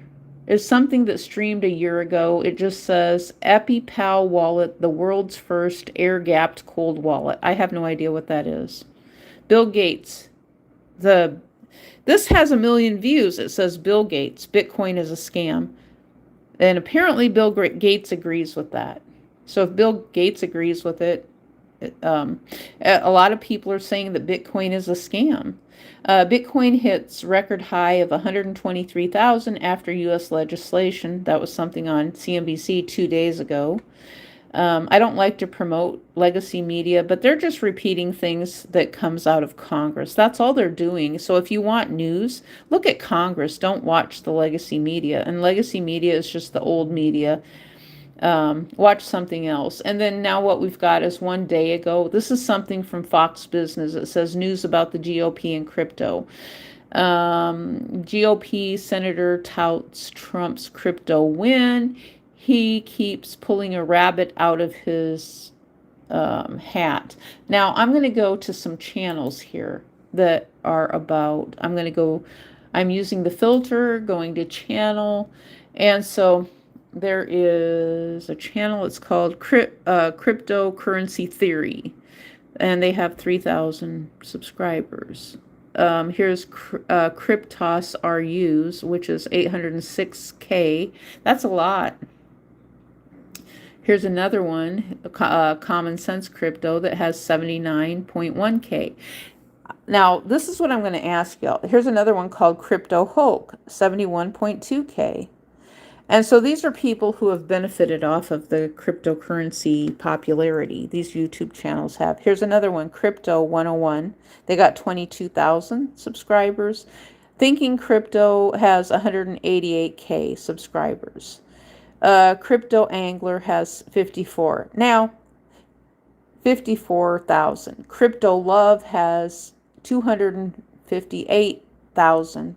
And then there is Whiteboard Crypto, has 1 million, over 1 million subscribers. Whiteboard Crypto. Now let me ask you this. This is a theory. This is I don't know if this is a fact or not. I'm going to ask you to think about this question. So if the banks have invested in YouTube channels, in cryptocurrency, so say that they're feeding money into these crypto channels on YouTube, and maybe the banks own them, or maybe they don't, but it has something to do with cryptocurrency. Then can the bank foreclose on YouTube channels? Can the bank foreclose on YouTube channels? Because so we keep hearing that the banks are investing money someplace. That's the job of the banks. Let's call it, banks, actually, when you put your money into a bank, they loan that money out to someone else. So that means that, so they loan that money out to someone else. Now with brokerage companies and CEOs, a CEO's job is to make money for Wall Street, for their company. So if there's cryptocurrency people, their job is to make money for people who are invested in cryptocurrency. Is that a YouTube channel? So are all these YouTube channels that say cryptocurrency, can the bank or a brokerage company foreclose on them when the cryptocurrency bubble bursts? Because cryptocurrency is not backed by the United States government. It's not backed by the United States government like the American dollar is. Now, somebody decided they were going to create, I guess, a competition to the American dollar, and they wanted everybody to just be using their phones instead of cash. Well, that becomes a dictatorship in and of itself.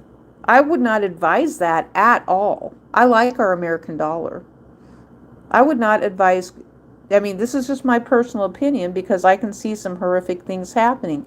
Because with the internet, and look how expensive phones are. I remember our lecturer being taken from our school to go and teach America's school a contract of 10 years. He earns $500,000 converted to our currency. What is your currency?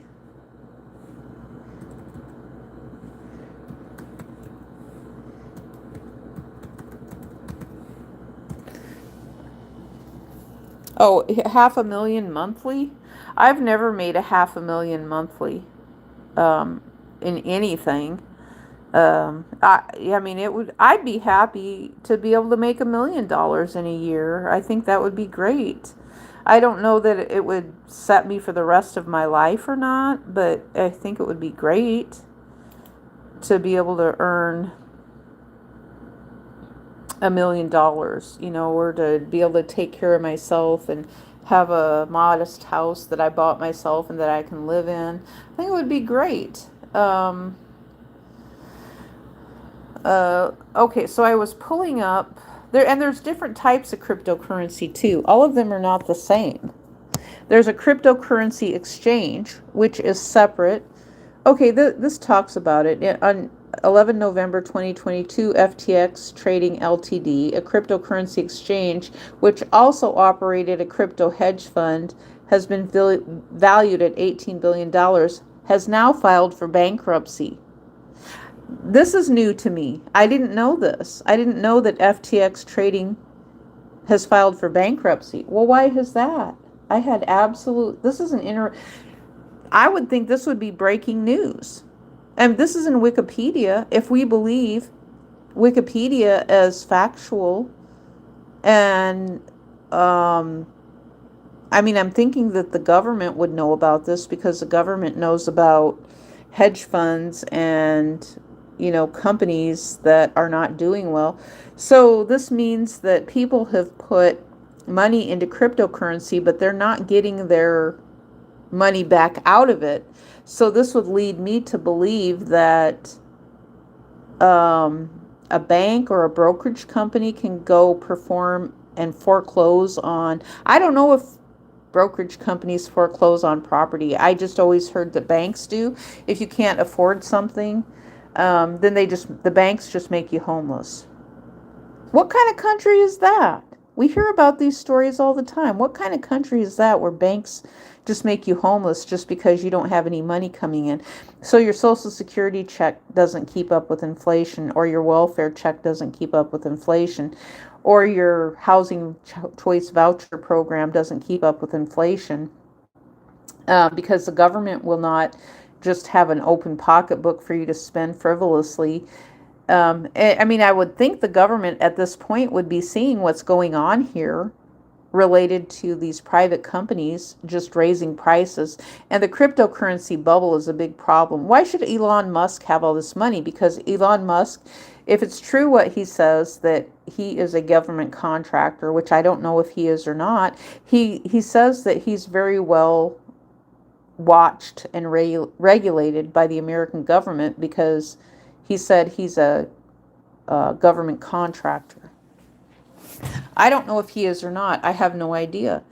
All I know is over 4 years ago, someone told me that Elon Musk is homeless at the end of an airport runway. That's what they told me.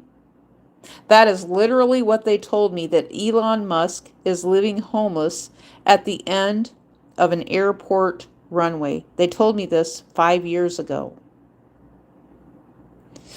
And so it got, but even then, I knew that cryptocurrency is a buzzword, just like green energy is a buzzword. They're topical trends. So money is being invested into wordplay, into internet wordplay.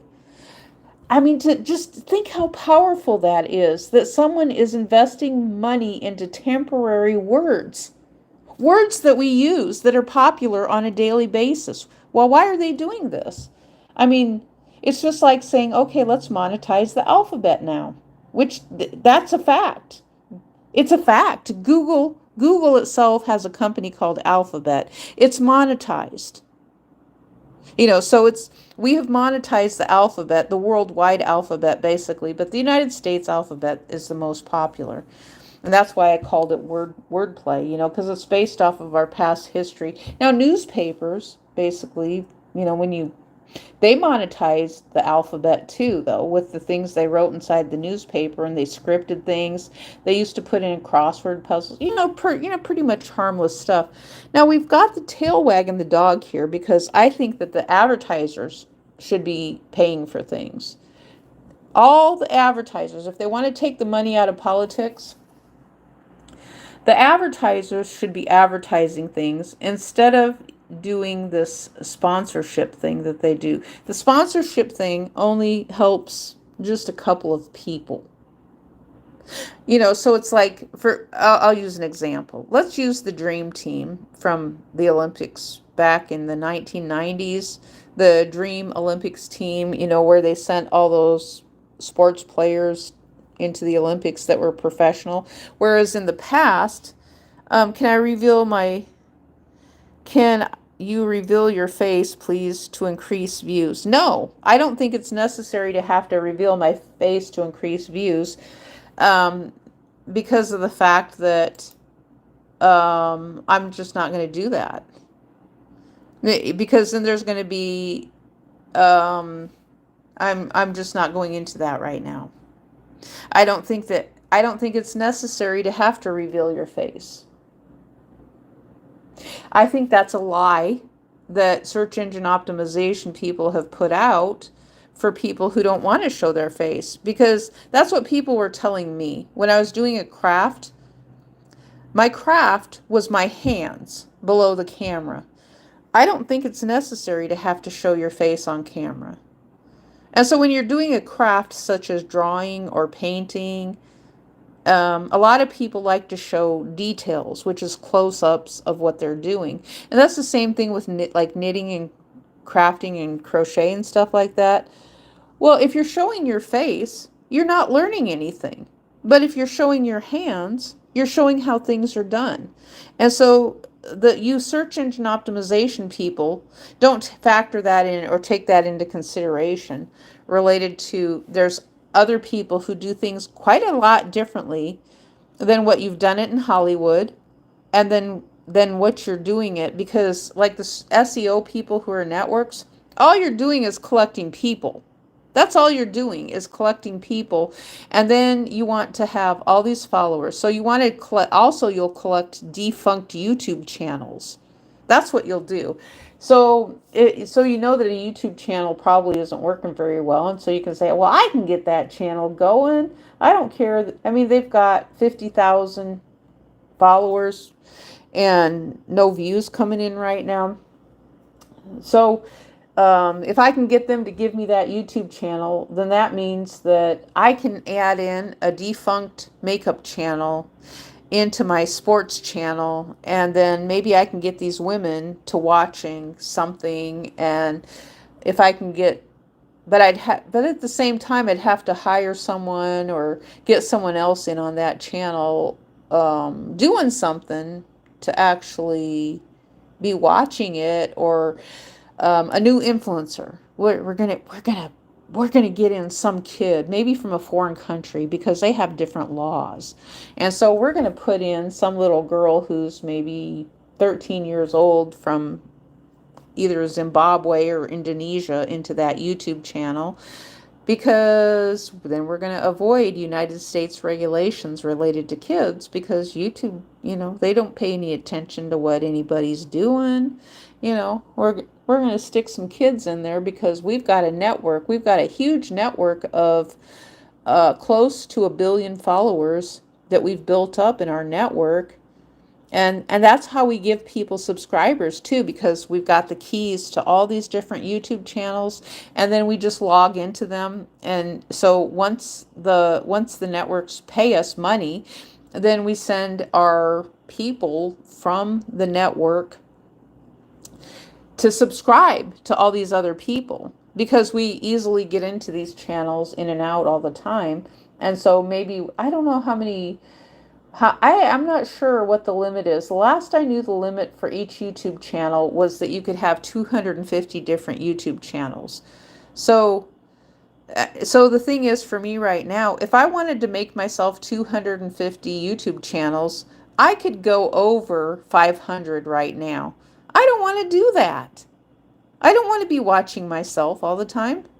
I don't want to do that. But that's what the marketing people will do. They'll make 250 different channels, just for subscribing purposes. They might slap on a few videos here and there. We've been on YouTube for what, 20 years now. YouTube's been around 20 years.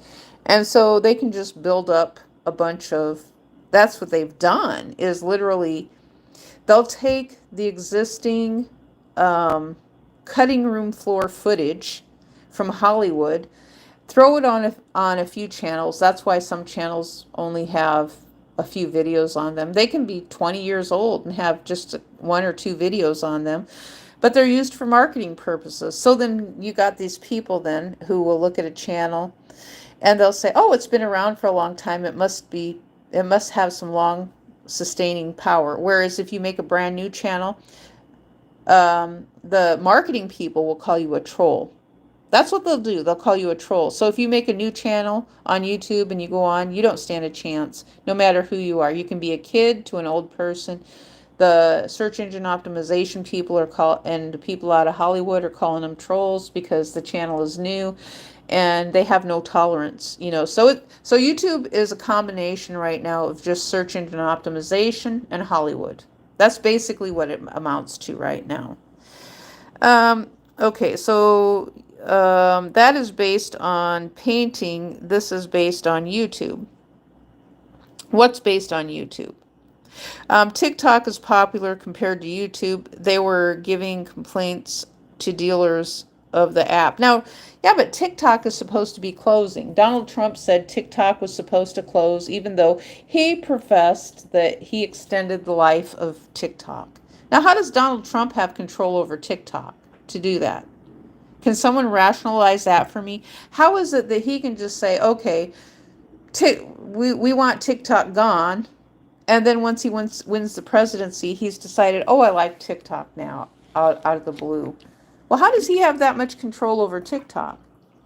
It has nothing to do with the president of China. TikTok, it sounds to me like TikTok has absolutely nothing to do with the president of China or corrupt practices. NBC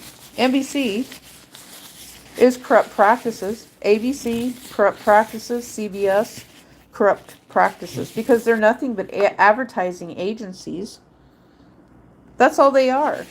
The old TV stations and radio stations are nothing but advertising agencies. I mean, does anybody think about that? Now, I know Google is. Google has always said that's how they make money out of thin air. Oh, you just woke up? Absentee officials fart. Okay, the yellow school bus.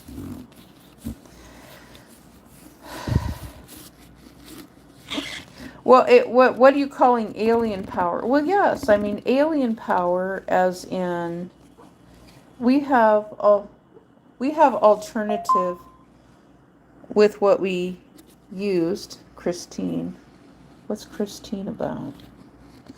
Oh, do you guys remember a movie back in the day called Christine? It was about a haunted car. Why did that just remind me about that? Because usually I would have thought about something else related to Christine. I would have thought about like Christina Melandro from General Hospital, and she was dating, or she was married to Jack Wagner. But Christine is a very popular. Christine kind of sounds like Sistine, like the Sistine Chapel. I mean, yeah, granted, sometimes I get a little upset with religion. I'm actually not upset with religion at all. I never have been. And that was something that I hope I was able to express to my mom before she passed away. And I tried telling her that, because I know that was something important to them. Good night. Are you going to bed? Mortal man, are you going to bed? What was that ding? The ding was actually a notice on TikTok. That's what it was, and it said Christine on it. So when you hear a ding, I'm getting notifications from TikTok. I don't mind the ding chiming in from time to time, but I don't have my TikTok. It's my channel is actually private, so I'm not on TikTok to be getting followers. I'm just there just to use their. I really like a lot of the features that TikTok has related to their voice changing. I really like TikTok for that very reason.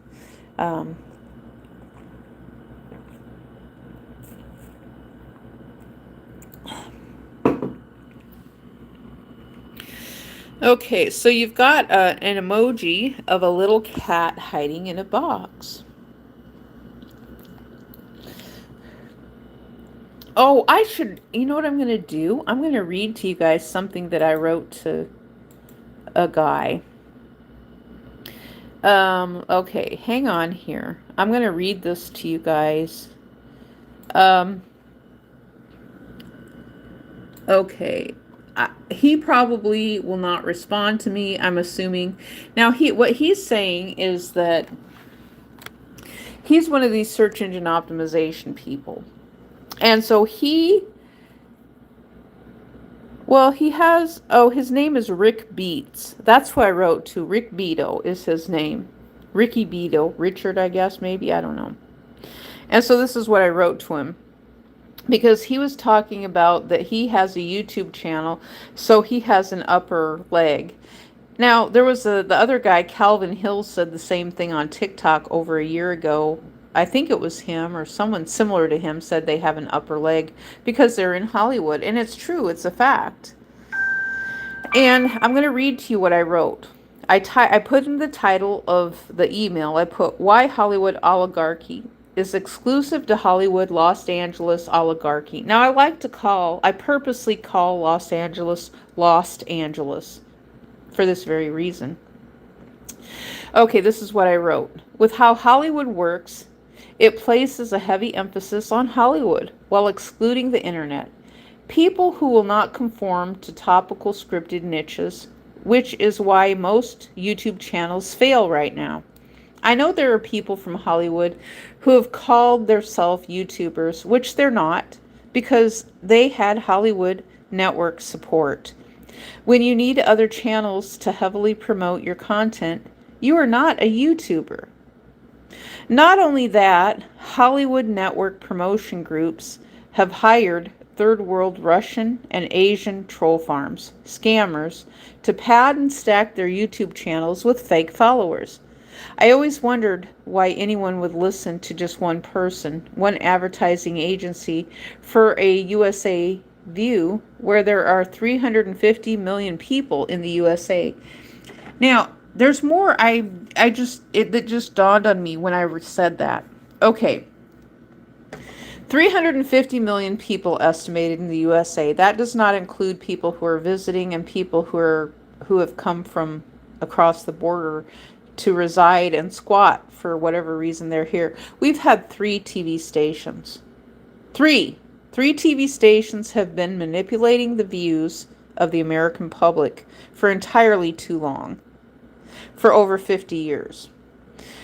I didn't even put that in there, but that just popped up in my head. And that's the same thing with me writing to this one guy who has over 1 million followers.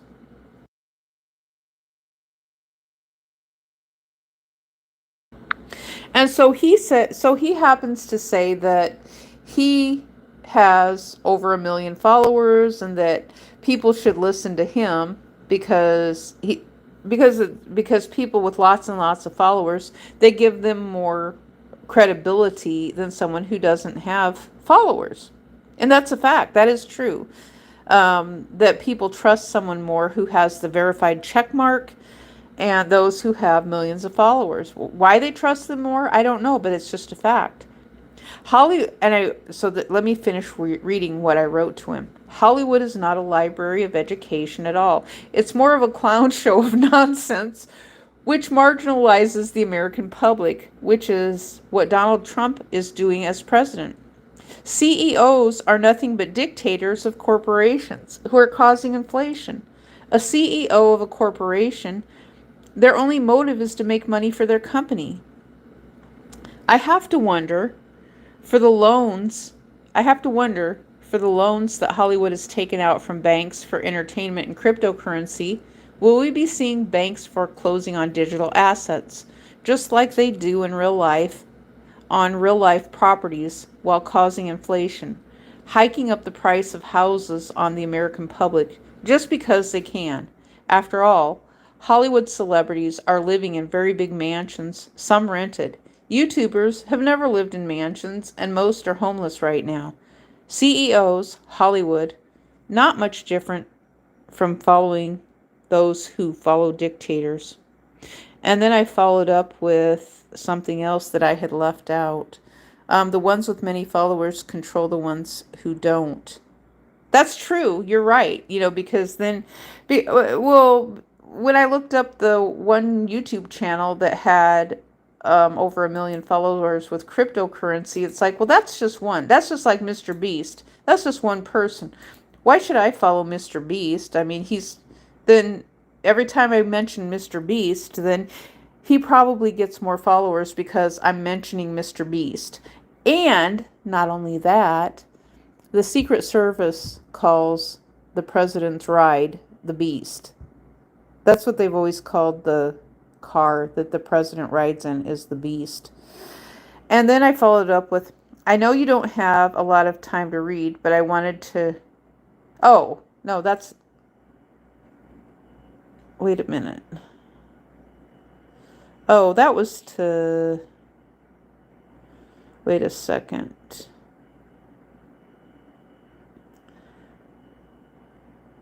Oh, this is something I wrote to someone else. I wrote it, so it's okay for me to read it. I know you don't have a lot of time to read, but I wanted to share with you what I wrote to a Hollywood elitist who thinks he is king shit on YouTube now that he has left Hollywood and has millions of followers after his presence with Hollywood famous music groups. His video from 3 days ago, it seems he is trying to monetize his own content on YouTube from his days in Hollywood. But since he does not own the rights to his content from his days in Hollywood, someone else owns the catalog of works. All the celebrities tend to follow suit in wanting to push their content on YouTube from another channel. And that's what they're doing. Alien Richard. Who is Alien Richard? Alien Richard. Alien Richard. I'm not sure what Alien Richard that is we're talking about. Who we're talking about. Alien Richard. I don't know who we're talking about.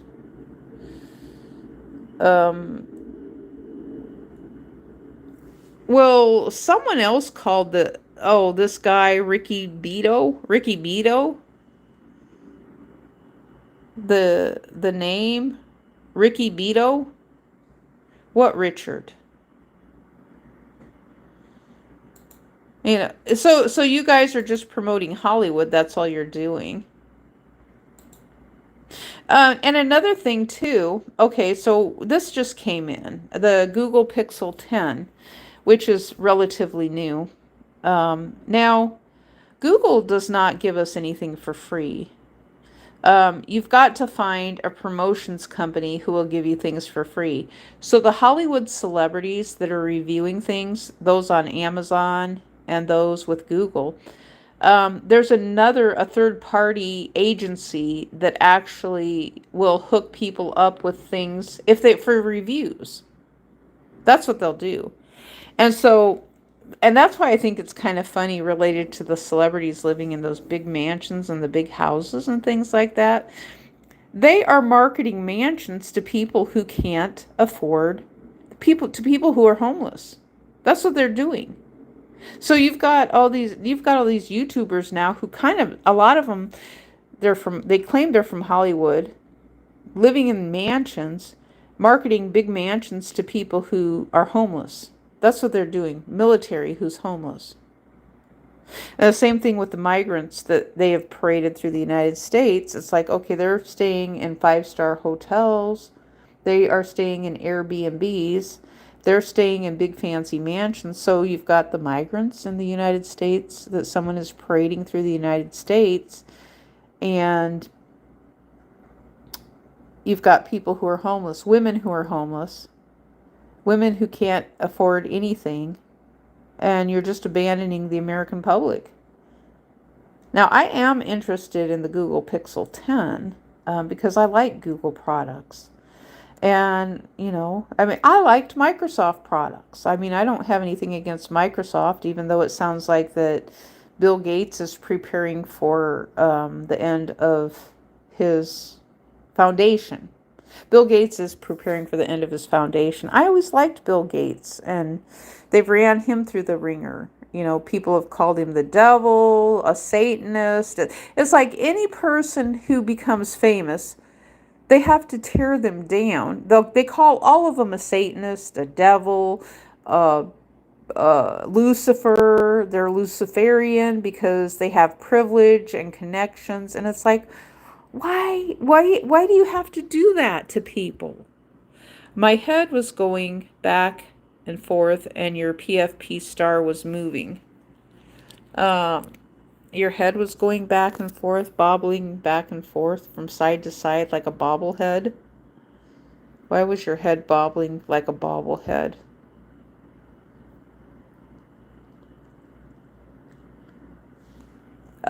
You just said your head was bobbling like a bobblehead. Because you're bored? Oh, yeah. Well, well, right. I mean, with all this censorship and everything, are you going to have a conversation with me?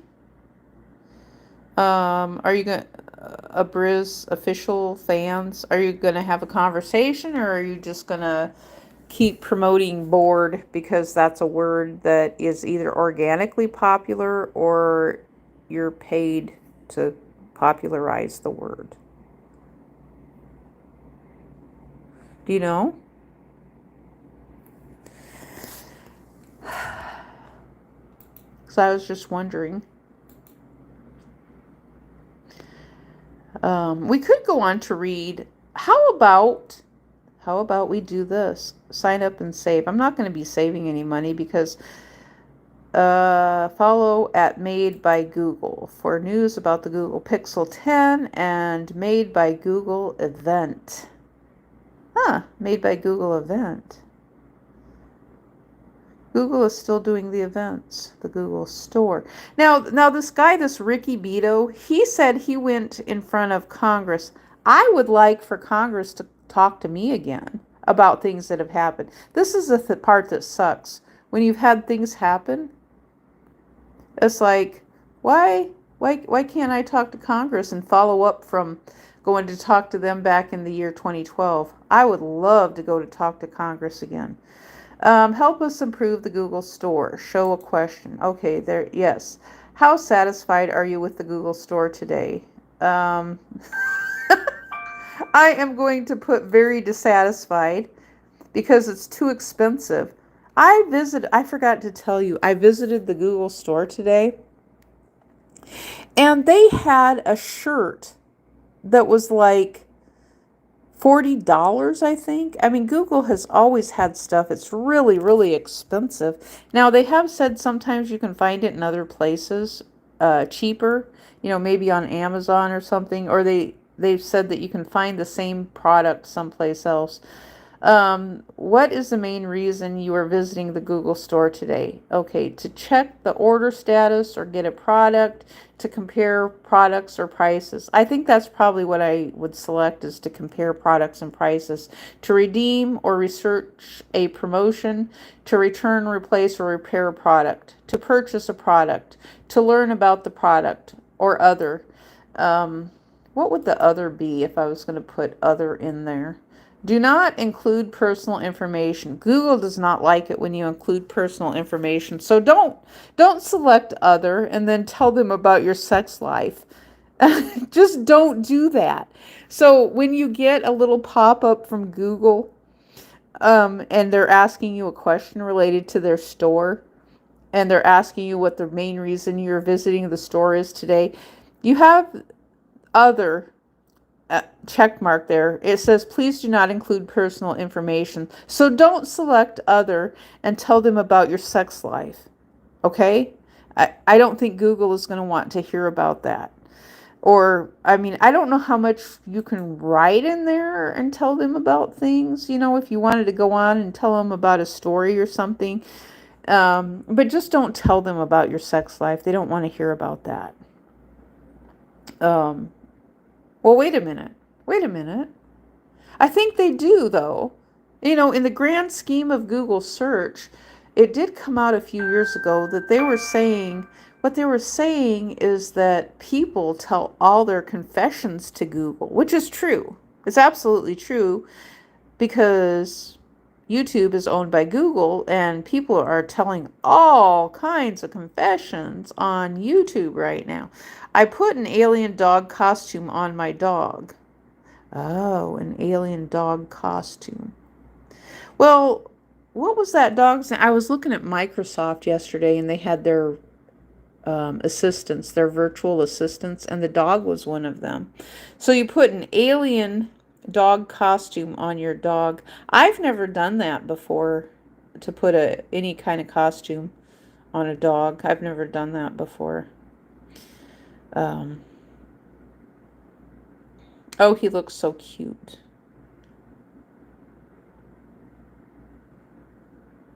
He probably has little bobbly ears, I suppose, like a bobblehead doll.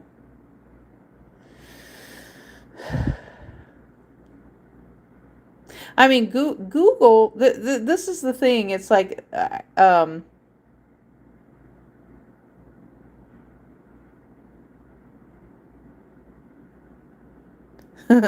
cat's hiding in the box.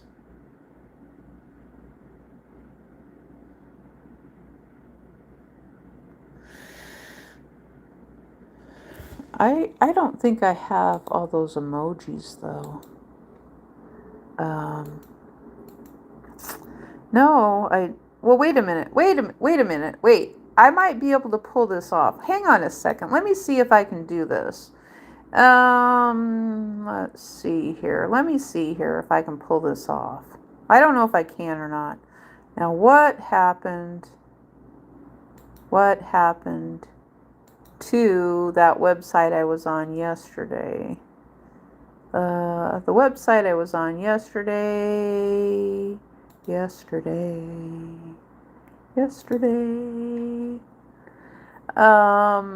Okay, this is what I'm looking for. Oh, the emoji kitchen. That's what I was looking for. I'm beating it. That is so gross. That is gross. What are you beating? You're beating an egg? I hope you're beating an egg or something. Okay, let me see here. Okay. Okay, let me see if this works. I don't know if it's going to work or not. I'm going to give it a try, though, because it looks to me to be paste. Okay, wait a second. Control V. Okay, it didn't copy. Why didn't it copy? I thought for sure it would have copied. Copy image. Okay, image copied. Now paste. I can't copy and paste those images into. Let's create. If I was going to create a poll, don't hurt my alien collection. Your alien collection. Your alien emoji collection. Oh, alien emojis. Oh, I know I can pull something off with the alien emojis. Maybe I'll do that a little bit later. What am I wearing? I am wearing a shirt and pants. That's what I'm wearing. I know, I'm just so sexy. I'm too sexy. I'm too sexy for your sight. Too sexy for your sight. I might be a fright. I'm too sexy for your sight. Too sexy for your sight. I just might be a fright. My panties. My pantaloons. What color are your panties? Isn't there a guy named Santies? What color are your panties, Mr. Santies? I am wearing clothes. I am not someone who is an exhibitionist related to, you're gonna, I know you guys are silly when you do that. If only you were who I want you to be so bad, but you're not. You're one of those other guys. I don't think we say those things. That you say, what things is that? I know, I've been hearing that there is an element of people who say, we don't say those, but then there's other people who do. And Oh, Gangland. I don't know what Gangland is. Um, yeah, yeah, well, yeah, I know what you're talking about. There is a big difference related to country music land and gangland. And I know the politicians at one time they were using, oh, the Gang of Five. They had the Gang of Five, then they had the Gang of Eight, and I started noticing what color is my hair. I don't know, what color do you want my hair to be? It's the color of my hair is the color of the star. The star that you see with the 10 in the middle, that's the color of my hair. Because there's little hair follicles all around the star. So we've got 10 points on the star. Did you know that? We've got 10 points on the star. Your YouTube short has been, oh, good grief, has been, well, now which one is this? I have another one that has lost its background voice. My YouTube short has been switched to unlisted because the video you sampled audio from has either been deleted or opted out by its original creator. Let's see which one this is. I'm excited to see which one this is because a lot of the celebrities and the people who are using YouTube or using the mixing are opting out of it. Unless it's me. Can you read my mind? Total eclipse of the brain. I think I was using the Superman song, Can You Read My Mind? And now I can't actually put in a Robo song in there now. So I can't put in a new song, which is frustrating to me. The only thing I can do is download the video and put something else in, or just put in my own voice. Maybe that's why. I mean, because if I sing my own stuff with AI generated music, I mean, Google wants us to be here. Hollywood doesn't want us to be in Hollywood. Hollywood doesn't want us to be part of their networks. Hollywood doesn't want anything to do with those of us who are on the internet who come to love YouTube and Google. But then they made it very difficult for us over the past 20 years.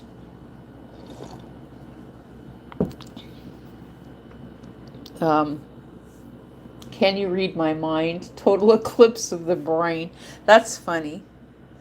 The only thing I can think that I had in there maybe was the Superman song. Zip, zip, zip, ziz, blah, blah.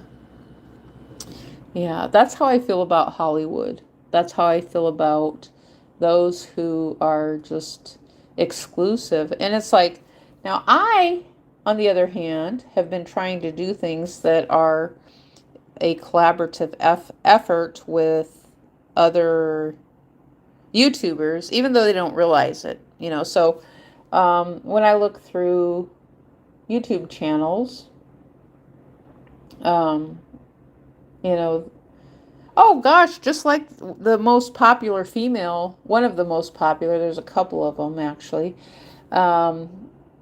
she didn't even remember me, you know, and I'm going to tell you this, I had shouted her out when my channel, before she got her million of followers, just by repeating yarn over and over again, and that's all she did. She just repeated yarn over and over again to get her million followers. And so I had actually shouted her out on my original YouTube channel. And so she said she did it by herself, which that's not true. I mean, because there was a lot of us before her and the other guy that was from Canada, who they got their million followers for just one niche only. And I had wanted to do that, but I was already losing views. And so, but they're part of a network, though. They're part of one of those email things, one of those, what are they called? They're part of one of those email groups that does search engine optimization. And so they did those courses, and they sell courses and coaching. That's a fraud. courses and coaching is a fraud. There's a lot of people who teach it for free. I mean, really, I'm teaching it right now for free because I'm telling you guys that what's going to happen, this is what's going to happen. So if you're new to YouTube and you start getting a bunch of coaching videos, well, why? Or a bunch of self-help videos? Why? Do you want to watch just self-help videos all day long? So if you're making a channel about just coaching, you want to see about just coaching all day long or just self-help videos all day long? Or like people who are football. This is what they need to do with sports, is just for them, just bombard them with just sports content. You know, these Wall Street people um, who put up the stuff about Wall Street and sports, bombard them with Wall Street and sports, and bombard them with a bunch of maybe football players getting a compound leg fracture, because I know I had that come up in front of me, and that was actually, oh my gosh, that was horrific. The compound leg fracture, and I learned that that's where a leg breaks in half. Maybe that's why it's called compound W too, because it breaks the skin. Compound W for warts. It breaks the skin. So maybe that's why it's called a compound leg fracture, because it's breaking through the skin when the bone breaks. And they were saying there was an awful lot of football players who were having compound leg fractures at one time. And then because football, sports, those people are involved with Wall Street. And they want to force the coaching stuff on everybody else. I mean, that's how I think, I'm not positive, but I think that's how they pay for their retirement. So when they say that the sports players have a retirement from sports, when they give them a pension of some sort, that's what they've been saying, is that the ones who perform really, really good, that they have a pension. Not all players will get a pension, but some of them will. And I guess that's just by making them a millionaire, because the individual player made the team a whole bunch of money. So I guess they reward them in that way for making them a whole bunch of money. But it seems like such a sucky, unequal way to do business, because you leave so many other people behind. So it's kind of like saying, because we always heard such an emphasis on the quarterback all the time for many, many decades. It's like the quarterback this and the quarterback that. And it's like, aren't there other team players on the sports team that help them win? It's not just the quarterback. But yet there was quarterback. And it's like, well, I can go in the store and I can get a quarterback too from the cashier. Everything isn't about the quarterback. I mean, oh, isn't there a band named Nickelback? I think there is a band named Nickelback. Let me see. Can you read my mind? Can you read my mind? Can you picture the things you do to me? Wonder who you are. Just a friend from another star. Now I'm going to have to stop before I just have to stop.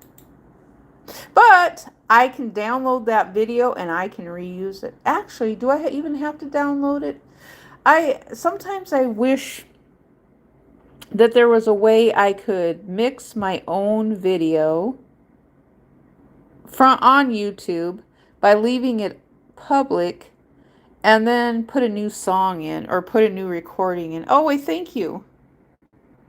Thank you so much, a Brisney official fan. I do like singing, and I find that the more that I sing, that it kind of sounds like maybe I get a little bit better again, because I loved singing when I was young. When I was a kid, I totally loved singing. And then I've listened to myself and I thought, my gosh, I can sing better than some of these people who are famous, that they're bad singers. I know I mentioned this yesterday, so I don't have to mention it again, but I just did, though, a little bit. I'm trying to talk about different things. Oh, Creep Weirdo is coming up. Weirdo is coming up lately. And somebody is pushing Creep Weirdo related to JD Vance. I don't know why, but they want to call him a Creep Weirdo. They they have been pushing this ever since he was selected to be vice president. They have been calling JD Vance a Creep Weirdo. And there's a guy by the name of Don Caron. It's spelled Caron, Caron, Don Caron. Radiohead, Nirvana, and more. And so why is JD Vance a creep weirdo? I don't know. They just want to call him a creep weirdo. Okay, let's see. What do you do if the dog keeps biting into skin and tugging?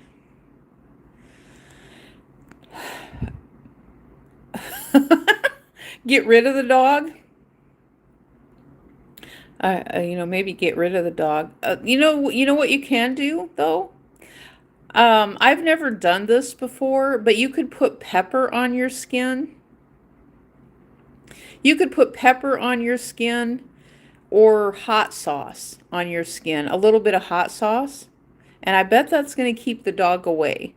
Now, I don't know. I would test before putting too much hot sauce on your skin. I would only put on just a little bit. Because you could have some side effects from the hot sauce if you're putting it on your skin, or maybe some cayenne pepper. You don't have any pepper? Yeah. I would put pepper, something that's going to stick. Oh, I have an idea. If you have pepper or hot sauce, you could mix it with a carrier, such as some hand lotion or some aloe vera. Mix it. I would try it first. Try a little bit first, because it's going to taste really, really bad. And so you want something that tastes really bad so the dog remembers not to do that.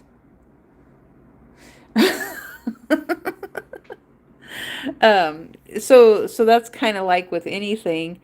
You could do the same thing with a cat. If a cat is being bad about something or chewing or biting into something, put something that's a deterrent, and then the cat will not want to go around that area anymore. The same thing with a dog. I mean, dogs can be really, really bad sometimes, when they're puppies. And so you have to give them you have to give them a negative reinforcement. You do have hot sauce. Well, what I would do is mix the hot sauce with something else. Maybe some hand lotion or something if you have some of that. Unless you want to try a little dab of it just on your skin in the area where the dog is biting. Just try a little tiny, tiny, tiny dab, because you don't want to have an allergic reaction from the hot sauce, because some people might have an allergic reaction, but I have a feeling if you take just a tiny, tiny, tiny, tiny drop and you put it on your skin and the dog bites into that, the dog is going to remember not to bite you anymore. I think that would work. But not too much, though, because you don't want to give yourself a negative reaction to the hot sauce. But if you've eaten hot sauce before and you've not had a negative reaction with your stomach, it shouldn't hurt your skin at all. Like what to do? What do you mean what to do?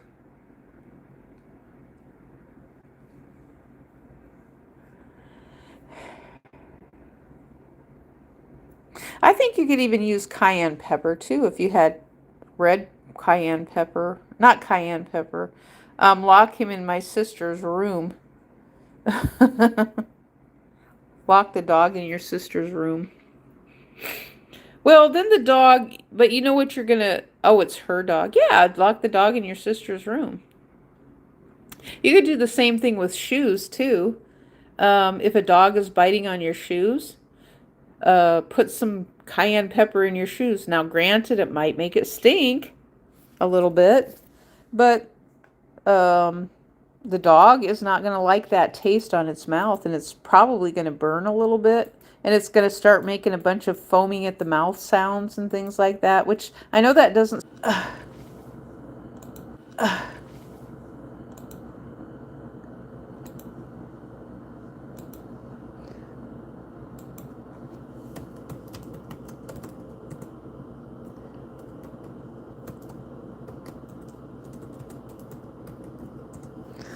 Lost signal.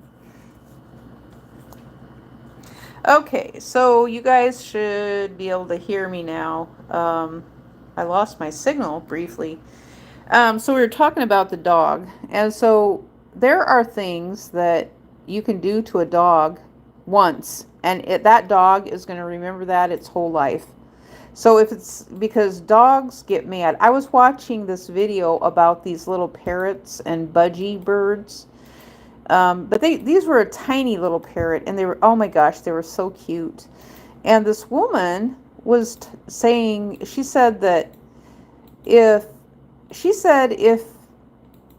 you make one bird mad, that all the birds get mad at you. So the one bird goes off and tells the other birds, and she said, then you have the whole pack of birds mad at you. Which I thought was funny. It's like, so one bird tells the other birds not to have anything to do with you and to be mad at you. So this was some little parrots. And so she said that the little birds just like to be played with maybe once a day. And so she said, so she was scratching them. But she said, if you make them mad, they tell all the other birds. If you do something they don't like, they tell all the other birds, and the whole flock of birds is mad at you. Which I thought, well, that's kind of funny. Is that Jodie? This looks like Jodie Foster. Room 222. Wait a minute. That was a show. That's an old show. Room 222. Let me see if that's Jodie Foster. Room 222. I think she was in Room 222 cast. Let's see. Here. Well, no, maybe that wasn't her. I thought it was. Karen Valentine, Lloyd Haynes, Denise Nichols, Michaels, Hashimu, David Jolliffe. Well, it looks like, but the video I thought that was Jodie Foster, but maybe it's not. Wait a minute, Walt Whitman in front of a college. That's interesting. In the thumbnail, when I hover over it, it says Walt Whitman. And so I was looking to see who the woman is in there, and I thought maybe because she was a kid at the time, I thought maybe it was Jodie Foster. Karen Valentine, I do remember her, but that's got to be a fake name. Liz McIntyre. Jason Allen. Now he looks, Hashimu, he looks familiar, and I can't place who he is now. But he looks like somebody that played on other shows under a different name. Judy Strangus? Yeah, I don't recognize any of them. John Rubenstein, Todd Sussman, Jan Schutan, Robert Casper, Sidney Shute, Carol Worthington, Eve McVeigh, Patsy Garrett, Ramon Berry, Ivor Francis, Helen Klebe, Ty Henderson, Mark Hamill. Now the name Mark Hamill looks familiar. Ed Begley Jr. I do remember Ed Begley Jr. Bruno Kirby. He's like the only one. Eric Lenauville. David Jolliffe. Judy Strangus. Ta Tanisha.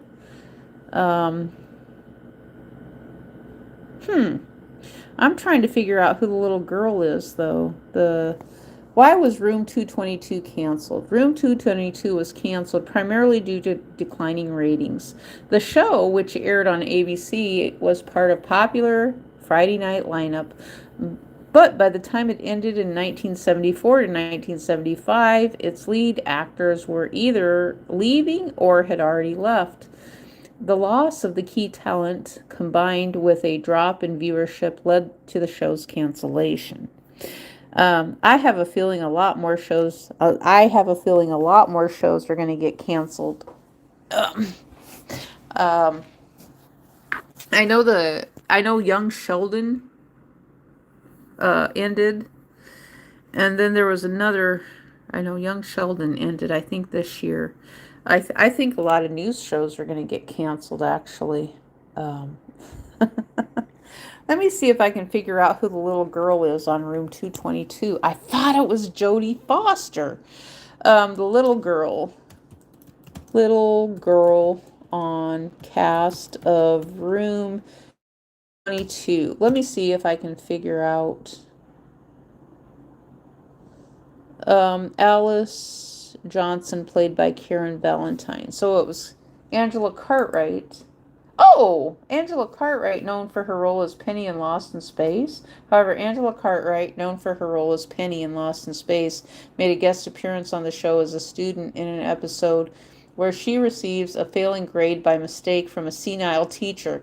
The specific episode wasn't specified, but this could be the reference to a little girl. Um, okay. Well, okay, so the blonde girl in the YouTube thumbnail that I'm looking at is from 1970. What to Do with Bobby? She must be Karen Valentine, maybe. She don't look a thing like her, but no, she looks. The woman is blonde. She looks like she could be in her. No, that's not Jodie Foster. Jodie Foster was a child. This woman looks like she could be older. So I have no idea who she is. Um, and then The Knight Errant Piano, 9-year-old. Oh, you know what I was watching that was fun the other day that came up? And it was girls who were ballerinas, and they were taking their skirts and taking pictures. And there was one I had pointed out to them that was a heart. Yeah, a little girl. The reference was a little girl. Yes, that's what came up with Google search. It said based on the information I gave them as a little girl. Penny from Lost in Space was on that show. So there's probably a lot of little girls that were on the show Room 222. Episode 213.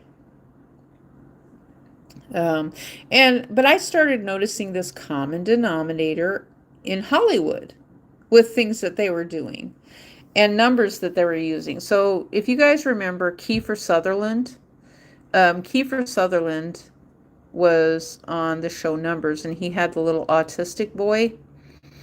And the little autistic boy, okay, I remember more about the little autistic boy than I do Kiefer Sutherland's part.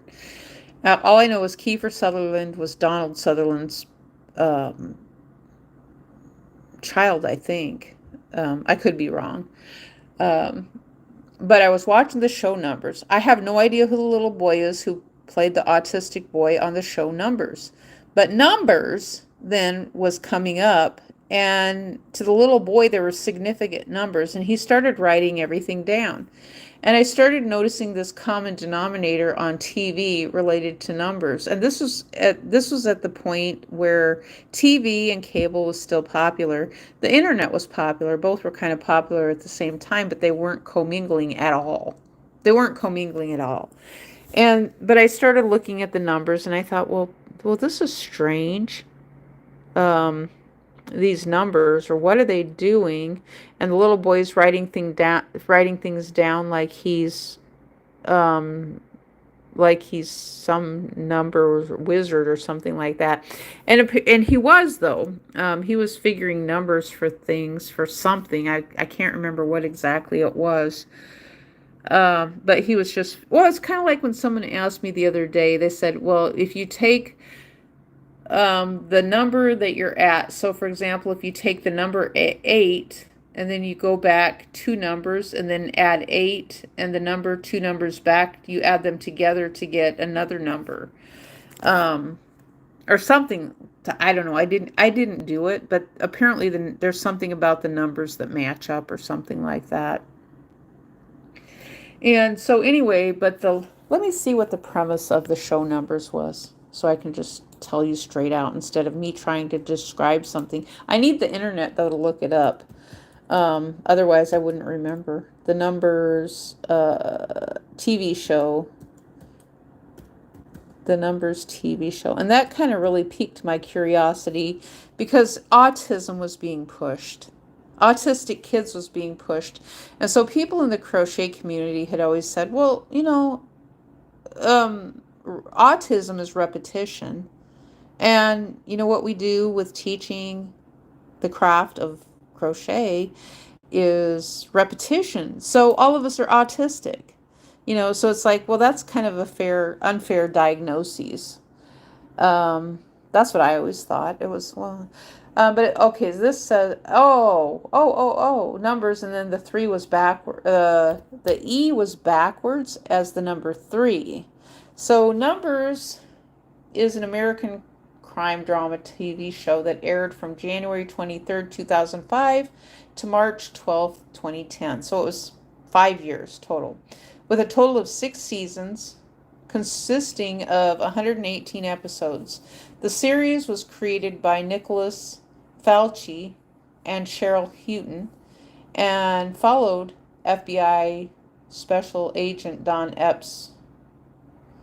Okay, well, yeah, I know. Oh my gosh, we had so many after September 11th, we just had a boatload of FBI TV shows. FBI this, FBI that, FBI, and it's like, what in the hell is with all these FBI crime shows on TV? They just drive me nuts to no end because it's one topic only, and nobody wants to watch just a bunch of FBI shows on TV. That's one topic only. It's just, yes, we know we have police, but what is with all these FBI shows on TV? We can't do that on the internet because it's like nobody wants to make just FBI TV shows. Nobody wants to make just FBI content all the time on YouTube because it's not going to work. That just cancels everybody out. One topic only cancels everybody out. Now, the bands on YouTube are seeing this right now. All the bands on YouTube are seeing this right now, that their content is not getting served up because most bands, and they're good, they're really good players, but the thing is, it's like, well, yeah, they're original players, but they're probably going to get caught up in copyright for some reason. Someone else is going to pick up their musical key notes for original content that they've made, original songs that they've made. Okay, so the show revolved around 3 intersecting groups of characters. The FBI scientists and the fictitious California Institute of Science, CalSci, and the Epps family. Okay, so I wanted to read about the little boy. The first season aired January 23rd of 2005. It started the working relationship. I wanted to read about the little boy. I wonder if I even have the right... I wonder if I even have the right show. Let me see. Kiefer Sutherland, autistic son.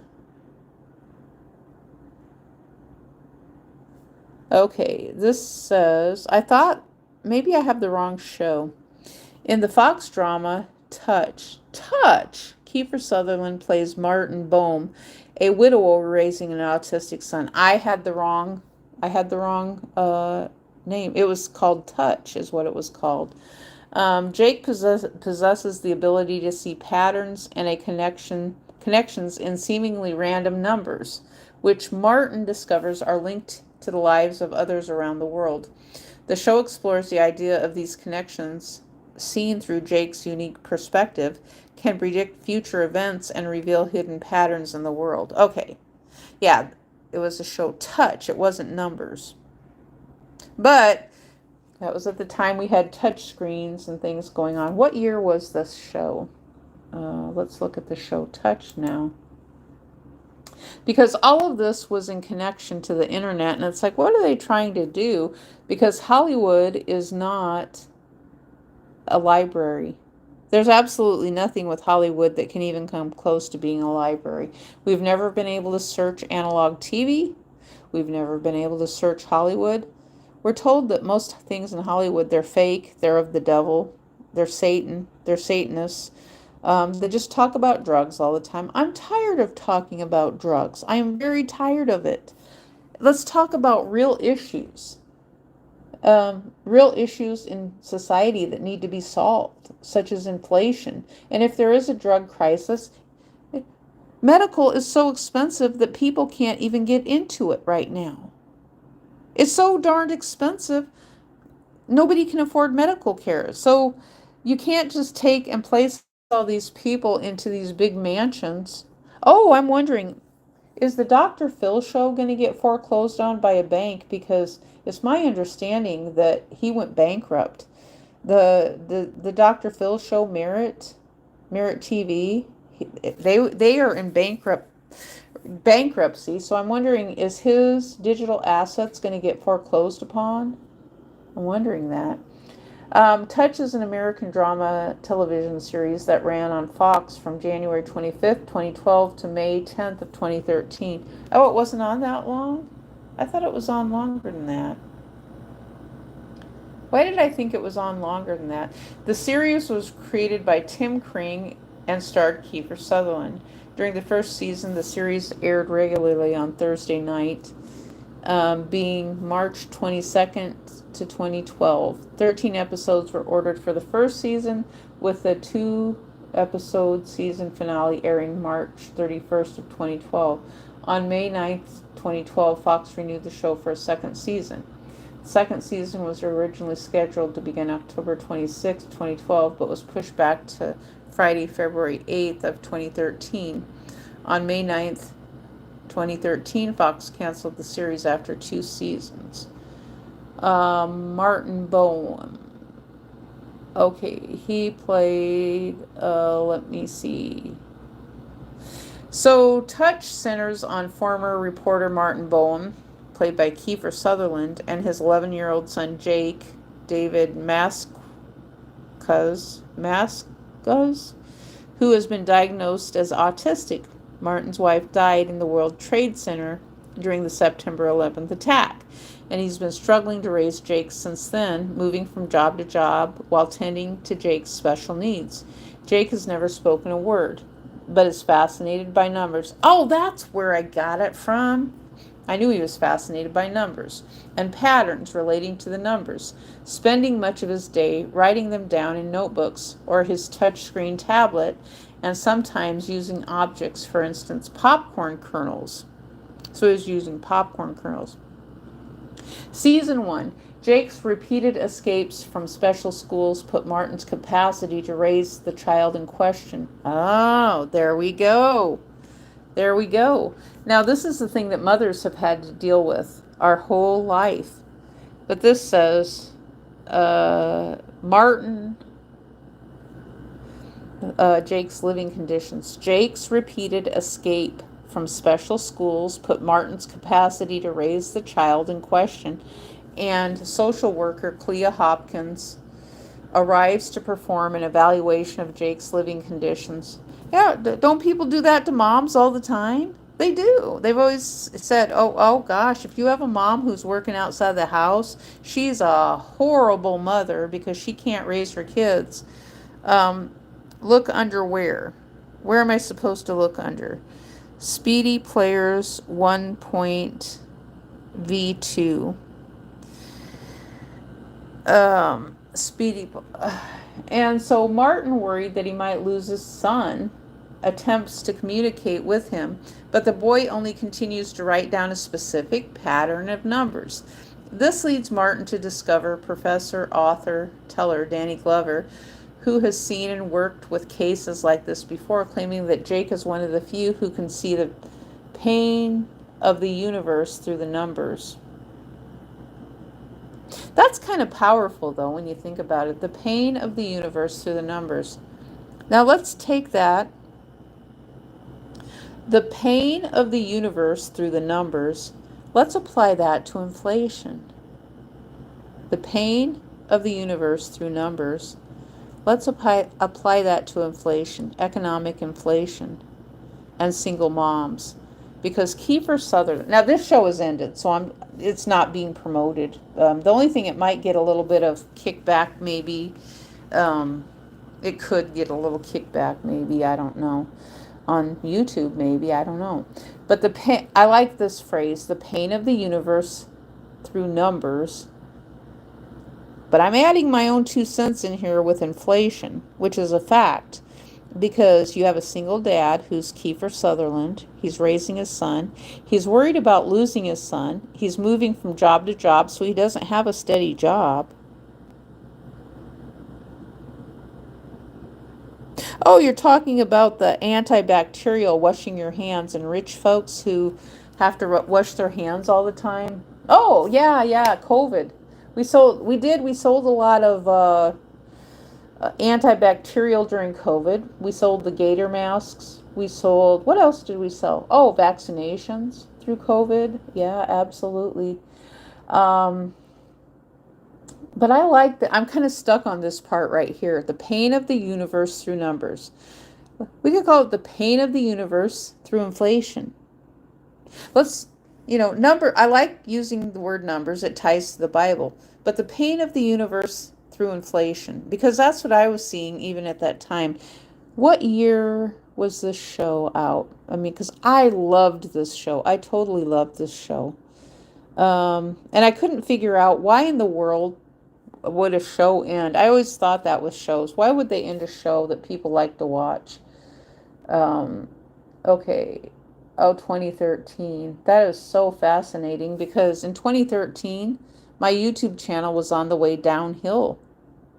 And so more and more of Hollywood was moving on to YouTube, I believe. Their shows were ending because more of the American public was moving on to the internet. So they were losing advertisers. Then they went to Netflix. Okay, washing your hands.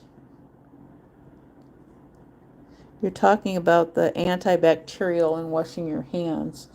And I know they've talked about autistic people who wash their hands all the time. And then there's rich people who they don't want to touch anybody due to germs. And that was always a big ongoing joke.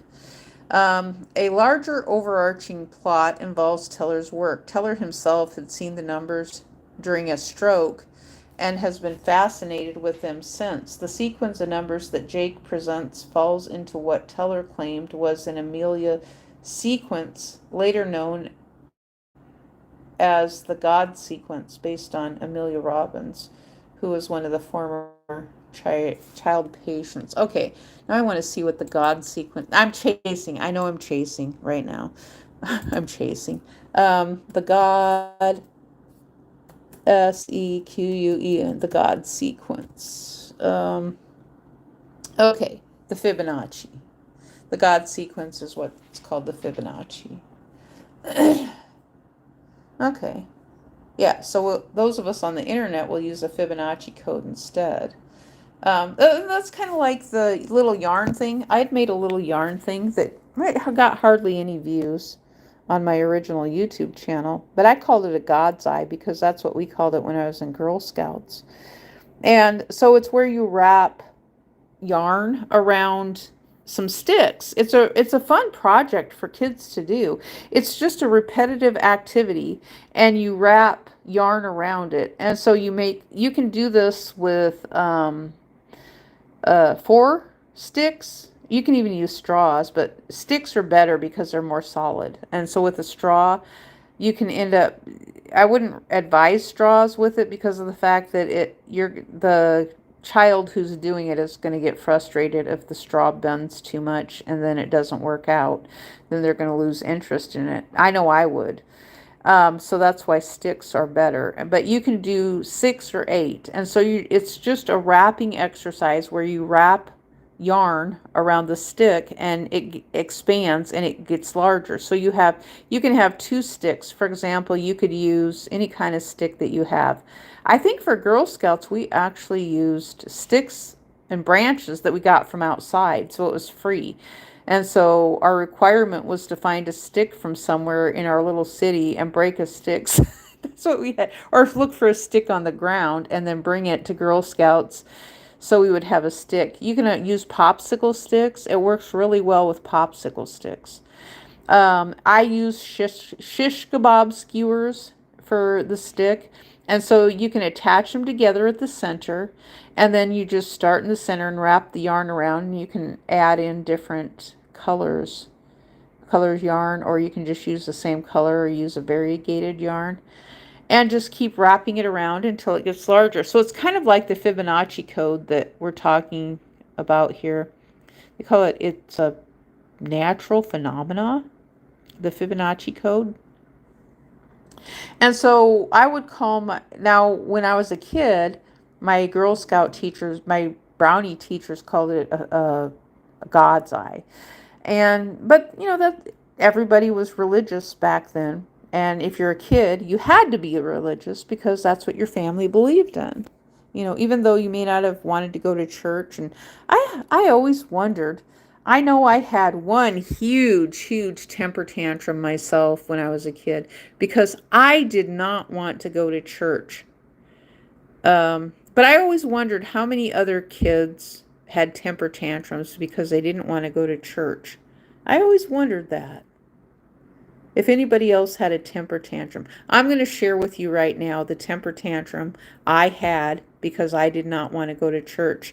And I got spanked for my temper tantrum because I didn't want to go to church. But you know who won?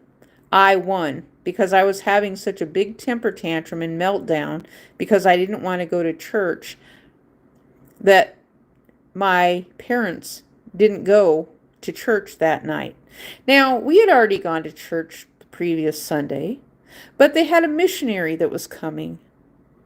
Hello, the Jacob show. Hello, Jacob. And so I didn't want to go to church. I didn't want to go see the missionary. Now, my parents, a Brisney Officials fan, also yellow heart me. Okay, so my parents wanted to go see a missionary. And they were saying that it was once in a lifetime. So the pastor really hyped it up. Now, I had gone with my parents to see missionaries before in the past. And and so it wasn't like we had never seen missionaries. I had seen missionaries with my grandparents at their church. They had them, I think, a little bit more often than my parents' church did.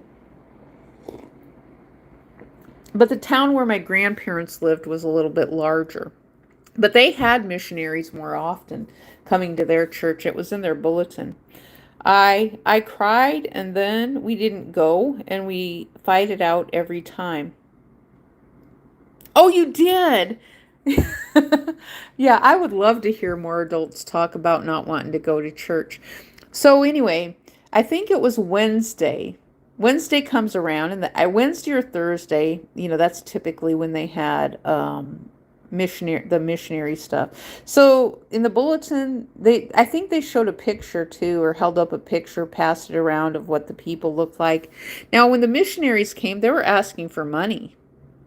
That's what they did. They passed around an offering plate for the missionaries.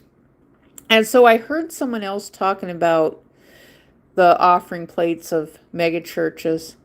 But I even knew as a kid, it's like, well, wait a minute. We're doing a special collection for the missionaries. The pastor hyped it up and they said it's a once in a lifetime thing for us to see a missionary who had been down to South America. They were in South America somewhere. I'm not sure exactly where, but they were in South America. And so, come that night, I'd already been to school. I told my parents, we've already been to church. We already went to church this week. I don't want to go. And my mom says, you are going. I said, well, you guys just let me stay here. I'll just stay in my room, which I would have. I was a responsible 9-year old at that time, maybe 8 or 9 years old, something like that. And I told my mom, I said, I'll just stay in my room. You guys will be gone, what, maybe an hour or something like that. I don't want to go. I want to read my book. And I did. I had a book that I was reading, maybe The Boxcar Children or something like that. So I had a book that was more interesting than church that I wanted to read. I was doing something, and typically that's what my mom would give us. Say, go read your book in your room. If you're going to be that way out here in the living room, go read your book in your room. So I spent a lot of time in my room as a kid. A lot of time. And I've tried to express that to my son, who wondered why I punished him and grounded him to his room for things. And hopefully he understands that I spent a lot of time in my room because that's what my parents did, was send me to my room. So anyway, they wanted to go. So I started crying and saying, I don't want to go to church. I want to stay home. And my mom was like, you're too young to stay home by yourself. You're going to go with us. So I started crying and screaming and having a temper tantrum. I got spanked, which made it worse. So I had more of a temper tantrum and a meltdown because I did not want to go see the missionaries. All I felt like was the missionaries, all they're going to do is ask for money. The missionaries get the money. And so what they do, like at my grandma's church, what the missionaries did, they would ask for money. They would all give them money. They showed some pictures. So it was like watching family photos. When you went to your uncle, your dad's uncle's house or something, and then they put in the little slides, and so you would have some cake and ice cream, and then watch your uncle's pictures of the vacation that they went on. When they got to go on vacation and you didn't, so we had to suffer through looking at their vacation photos, so that was entertainment, looking at someone else's vacation photos in the house. My parents hated that. They hated going to someone else's house to look at vacation photos. And I have to agree, looking at my uncle's vacation photos was boring, when he put them up. Oh, here we are on our motorcycle. We're going through Colorado. We had one of the random people along the way with us. They stopped and they took our picture. Because me, as a kid, I always asked, who took your picture? You guys were by yourself and both of you were in the photo. Who took your picture? I always wanted to know, who took your picture? That was the question I asked. Who took your picture? I wasn't worried about that someone was going to run off and steal their camera. I just wanted to know who took their picture. Because if they were on vacation by themselves, how did they get their picture taken? Did they just knock someone over the head and say, take our picture here? And they were usually, what it was like, there's somebody that was traveling with us that took our picture. And so anyway, Grandma and Grandpa, I liked watching their stuff, which it was kind of boring because they had a movie camera, actually. My grandparents did, but it didn't have sound. And so we would watch their movies. They would give us cake and ice cream, and we'd watch my grandma and grandpa in their film videos. That was our entertainment. I didn't care because I was spending time with my grandparents. That was what I liked. And so my mom didn't like doing that either. Do I got a point? Yeah, I got to the point. Didn't I tell you that I had a temper tantrum and I didn't have to go? So my parents didn't go because I had a meltdown. So I had a huge temper tantrum, and I didn't have to go to church that night. I got spanked, I got in trouble for it, and I had a huge meltdown because I didn't want to go see the missionaries. But I knew, going to my grandparents' church, that all the missionaries asked for was money. So it's just like right now on YouTube. It's actually even worse. It's worse. So what we had going on back then into the churches was a bunch of random people. They called themselves missionaries. They would go into the church and they would say that they're a missionary and they're doing foreign work in another country. So they would make their way through the different churches. So what they would do is they would sing a little bit. Either they were gypsies, basically. That's what it seemed like, they were gypsies. So they would sing a little bit for the church. They would show some photos and say they were doing God's work in another country. Who knows if they were actually doing God's work, but they had connections. So if someone else knew them through the pastor, through their networking of the church, and then the pastor would invite them into the church. And it even could just be someone who was a member of the church, and they'd say, oh, well, my family member is a missionary down in this country. And so then they come in, they do a little bit of entertainment in the church. So the missionaries might have a story to tell, or they might sing with their guitar or something like that. Or they might have some family photos that they would show on a big screen, that was the little circle, the little circle thing of the negatives that you put inside of the, what are those called? I don't even remember what they're called. They're little negative photos, and you put them inside this projector, and then the and then the pictures would flash up on the screen or on the wall. And so I didn't like going to my uncle for that. I just when him and my aunt, they were my great aunt and great uncle. They were actually my dad's aunt and uncle is what they were. And that was kind of boring, but I did like the cake and ice cream. So we would get some cake and ice cream and lemonade usually when we went to my uncle's house to visit, because visiting was something that people did back then. In the 1970s, we went visiting and traveling, and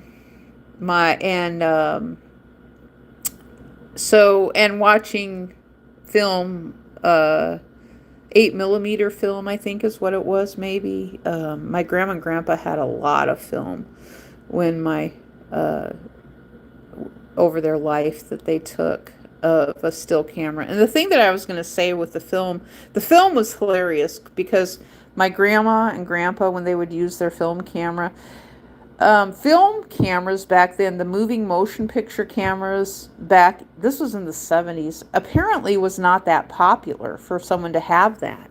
And so my grandma has the transition from black and white film to color film. I mean, she had that, but it had no sound. Now, most of the film pictures, when they used the moving camera, everybody was standing still. And it was so hilarious, because I always thought that, and as YouTube progressed and everybody's moving around, it always had me thinking back to my grandma and grandpa and their film camera, and everybody's standing still. So they would use the film camera, and they were basically taking what amounted to still photos with their moving camera, and it was silent. There was no sound with it. And so if anybody has any of the silent film, that would be fun to be able to put into public domain, if anybody had that. If you had any of that silent film footage. I was just thinking that would be kind of cool to be able to talk over someone else's family photos. I think people actually are doing that. That's what I would do if I, not necessarily film footage. Don't say how are you doing today? Marina Andre, how are you doing today? And so, yeah. I just think that, I just think of ways, for example, if I went to, there was this other place that I lived at after I got divorced the first time. And when I lived there, I pulled out the drawer. I don't know it wasn't shutting properly. I pulled the drawer out, and here there was photos at the bottom of the drawer of somebody else. And I thought, well, this is weird. You're very sad right now, Marina? Why are you very sad? Why are you sad? So did I get to the point that I was talking about I had a big temper tantrum That would be fun to hear about adults talking about that if they had temper tantrums because they didn't want to go to church and they won, whether they won or lost. I lost either way because if I would have settled down, and that's what my parents always said, settle down, don't rub your eyes. If you rub your eyes, you're going to damage your eyes. Um, the Red Cross. We're talking about the Red Cross. Um, and broken heart, being broken hearted. Can I give you yes, you can give me a question. Absolutely, give me a question. I was just sharing some memories of the past of how we got to where we are today with YouTube. Yes, you can ask a question. Yes, you can tell me a question. You can tell me a question or ask me a question, however you want to word it. That's up to you, how you want to do that. I have another story about my... I'm your best friend. I love you too, sweetheart. Okay. I'm glad that you have a best friend. I don't have a best friend. I don't have anybody. I don't have any best friend at all.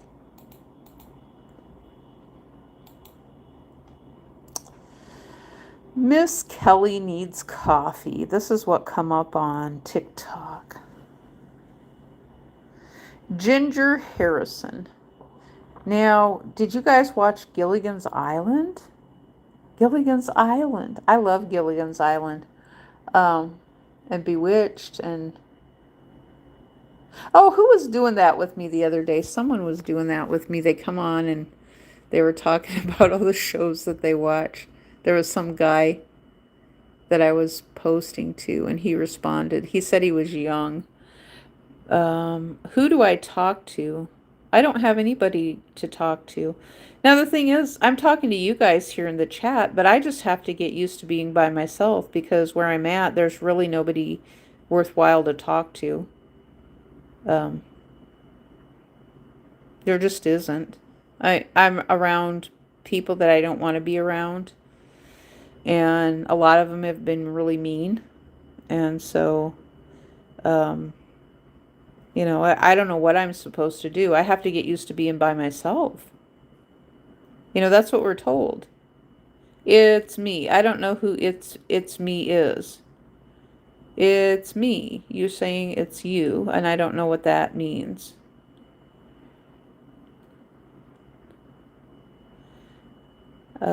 I don't know what it me is that it means. Did you have a best friend in school like kindergarten? Oh, I did. I did have a best friend in... I did have a best friend in school. I was kind of... yeah, I did. Her and I were pretty good friends, and we were in the same grade. Now my mom kind of steered me to... Well, it was so funny though. My best friend actually had the same name as my sister. And my mom kind of... We were kind of steered to be best friends with someone who was in the same grade as us.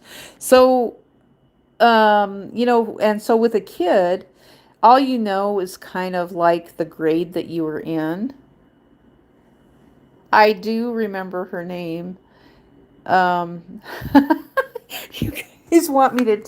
you guys want me to tell you what her name is?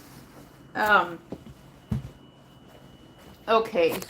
I'm going to tell you that her name... I'm going to give you a hint and see if you guys can guess. If you can guess, I'll tell you if that's right or not. Now, there is a woman in Washington, D.C. who speaks a lot on CNBC, and she does press conferences. And I'll tell you who it's not. It's not Caroline Leavitt. There's another woman. It's not Pam Bondi. Now see if you can guess. That should have narrowed it down a little bit. It's not Gretchen Whitmer. It's not the... Oh, I can't remember her name right now. The other woman. who used to be the journalist. It's not her. What was her name? I can't think of her name right offhand. But I do remember my friend's name.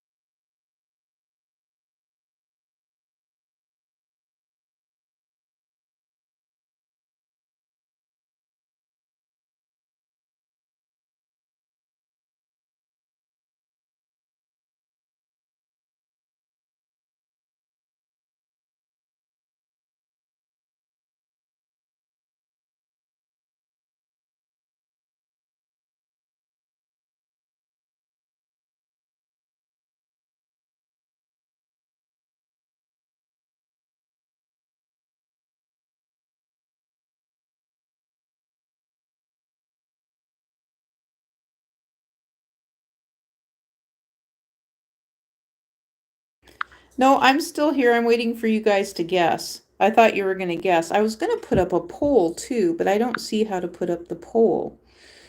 Let me see. No, I can't put up. Earlier I had the ability to put up a poll, and I guess I can't do it now. Is it under?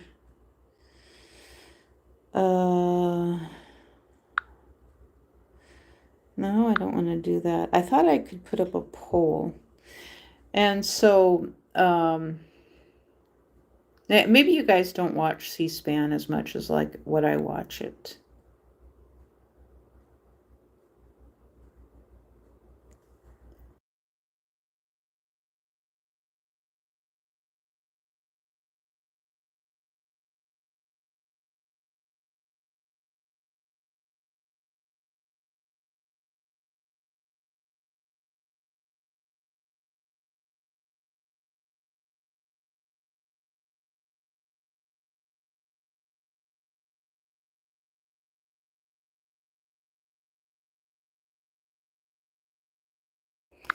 Okay, you're guessing names. Keep guessing. I have not seen it yet. I have not seen the name yet.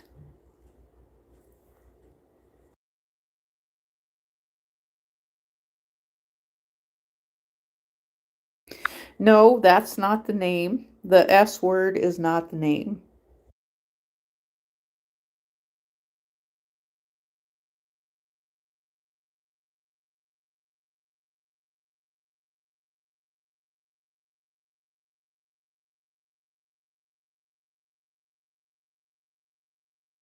Keep guessing. Keep guessing.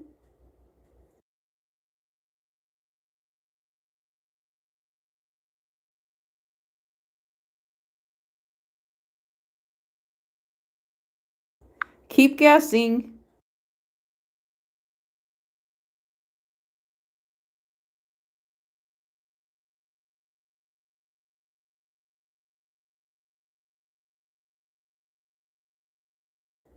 Keep guessing. You guys are doing good. Keep guessing.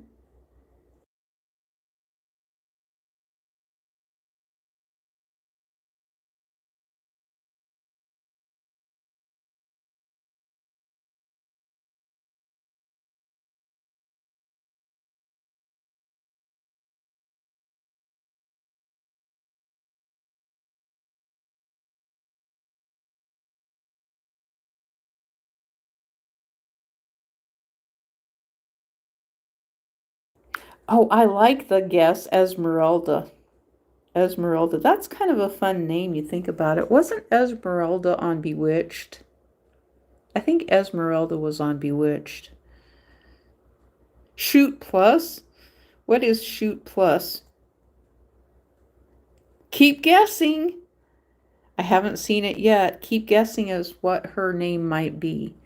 I gave you some hints, but clearly I know that you guys are not watching TV, because if you were watching TV and watching, you would know who, you would have probably guessed it by now.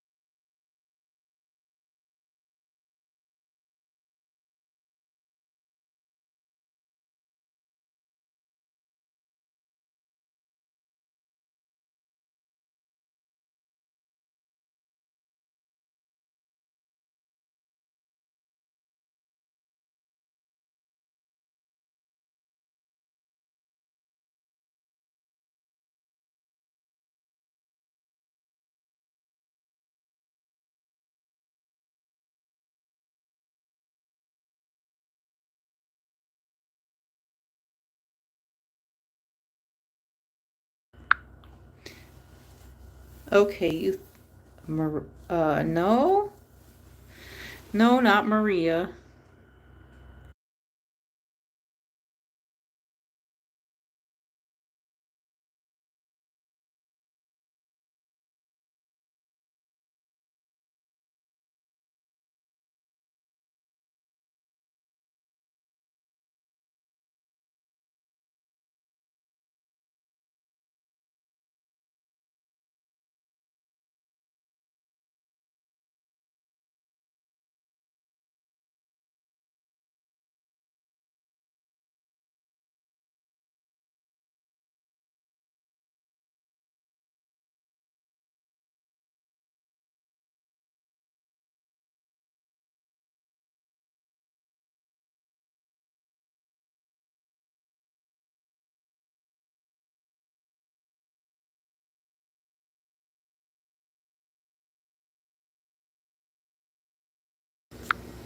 You know what's kind of funny when you say Marina?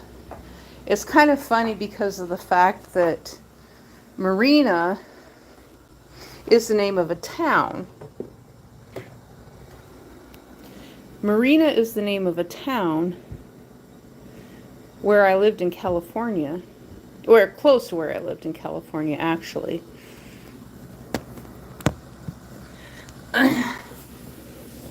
Uh, I have to say, the first military base I was at was probably one of the most expensive, but one of the most memorable and probably worst experiences in my life. Um, and I always kind of thought I always thought I'd like to go back to visit, but I thought I don't want to live there. Sometimes I thought it was because of the experience that I had, but I don't know anybody named Zoe. I don't know what that's about. Um, but Marina actually, the funny part about Marina is that when I lived at Fort Ord, California, there was a city named Marina. It was just south of Santa Cruz. So we were right on the Pacific Coast Highway. So PCH is a term that a lot of people who lived in California know about.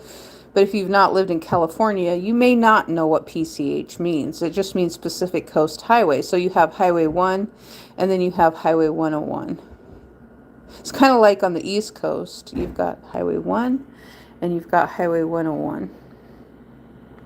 And so, anyway, when we moved to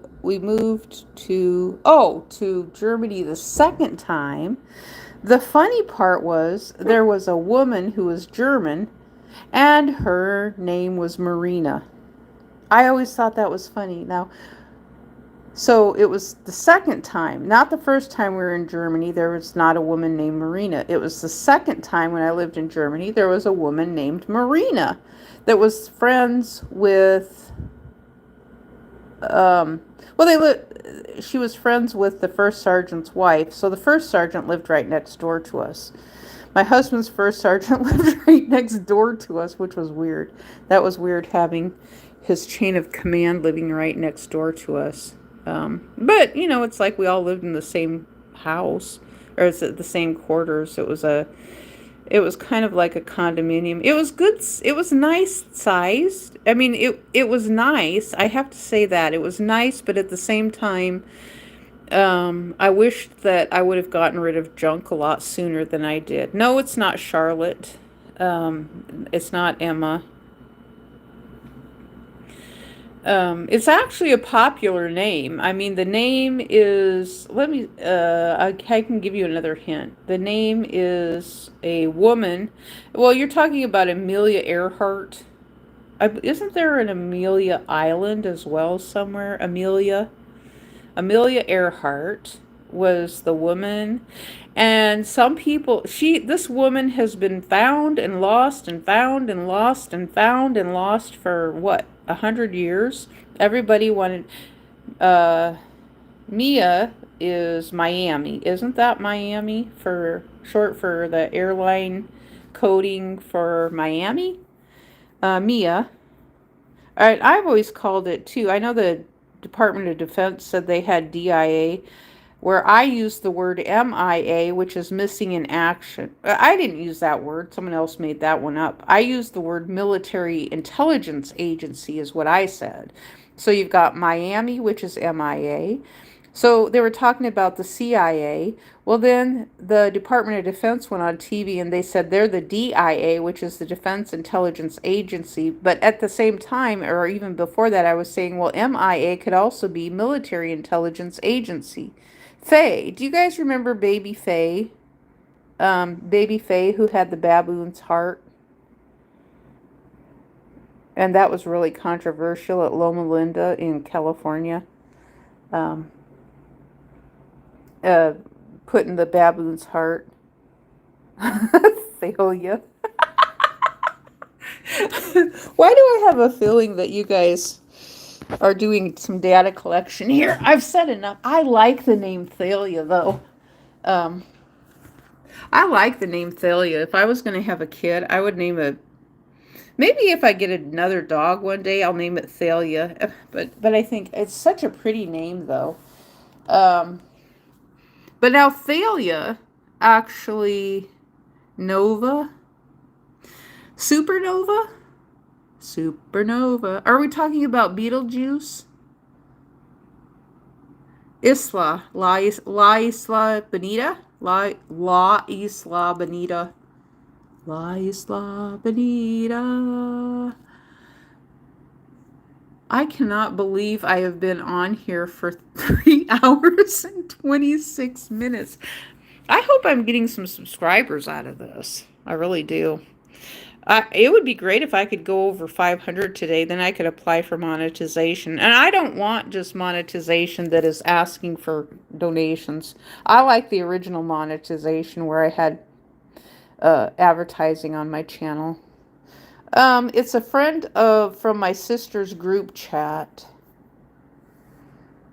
What is a friend from your sister's group chat? Naomi. Oh, Christy Nome is the other woman. I said, no, it's not Christy Nome either. Naomi. Naomi. Naomi Judd. Love can build a bridge between your heart and mine. Love can build a bridge. Don't you think it's time? Don't you think it's time?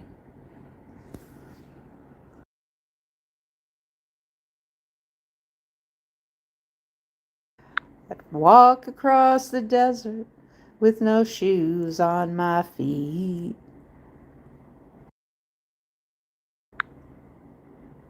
Zara, Nova, Supernova.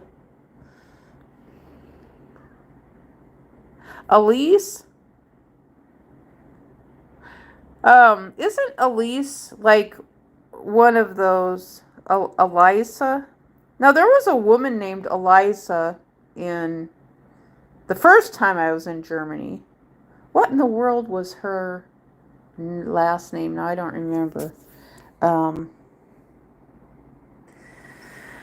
I think I wrote it down in one of my notebooks that I don't have. I wrote down her name because I'd made a crochet Barbie doll dress. And I made it for my daughter.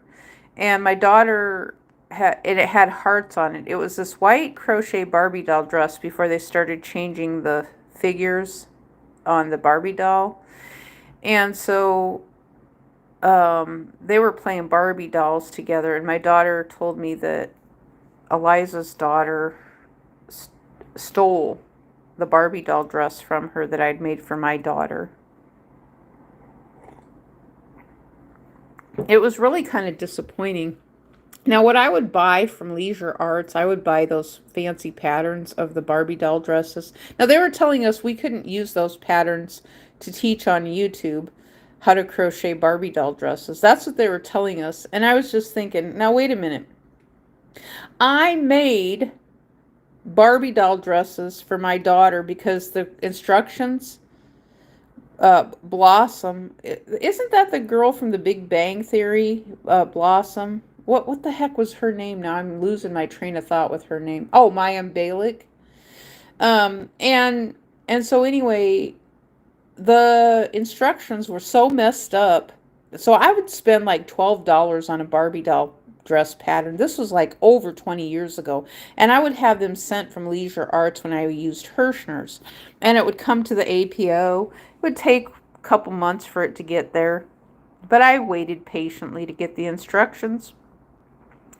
And then when it came time to put it together, typically it didn't work.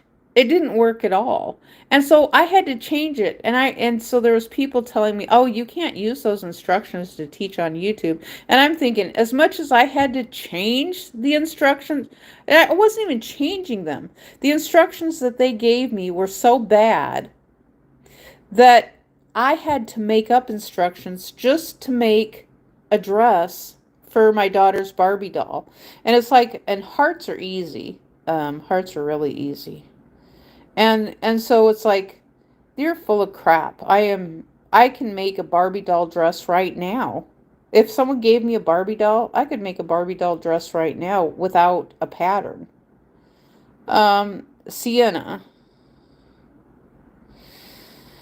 No, none of those names are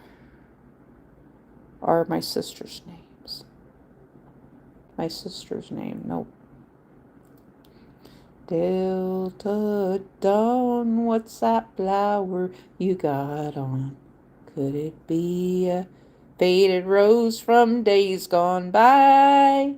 And did I hear you say he was a meeting you here today to take you to that mansion in the sky? She's 41 and her daddy still calls her baby. Okay, I'll shut up. You need to keep your daytime job. Please keep your daytime job. Well, what in the world is that for a woman who spent most of her daytime job as a housewife most of her life? Can you tell me that? I mean, the women who have been told to keep your daytime job as a mother and as a housewife. Please. You guys are losing your mind. You are insane. You are insane. Nope. None of these names are it. Absolutely none of them. Nope. Nope. Nope. Nope. Nope. Nope.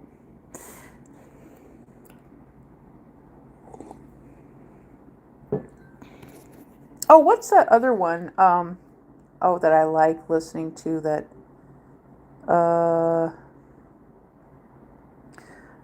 Heart beats fast, colors and promises.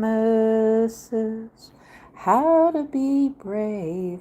How can I love when I'm afraid to fall? Watching you stand alone. All of my doubts suddenly goes away somehow.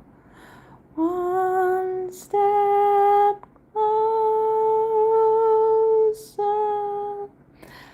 I have died every day waiting for you. Darling, don't be afraid. I have loved you for 1,000 years.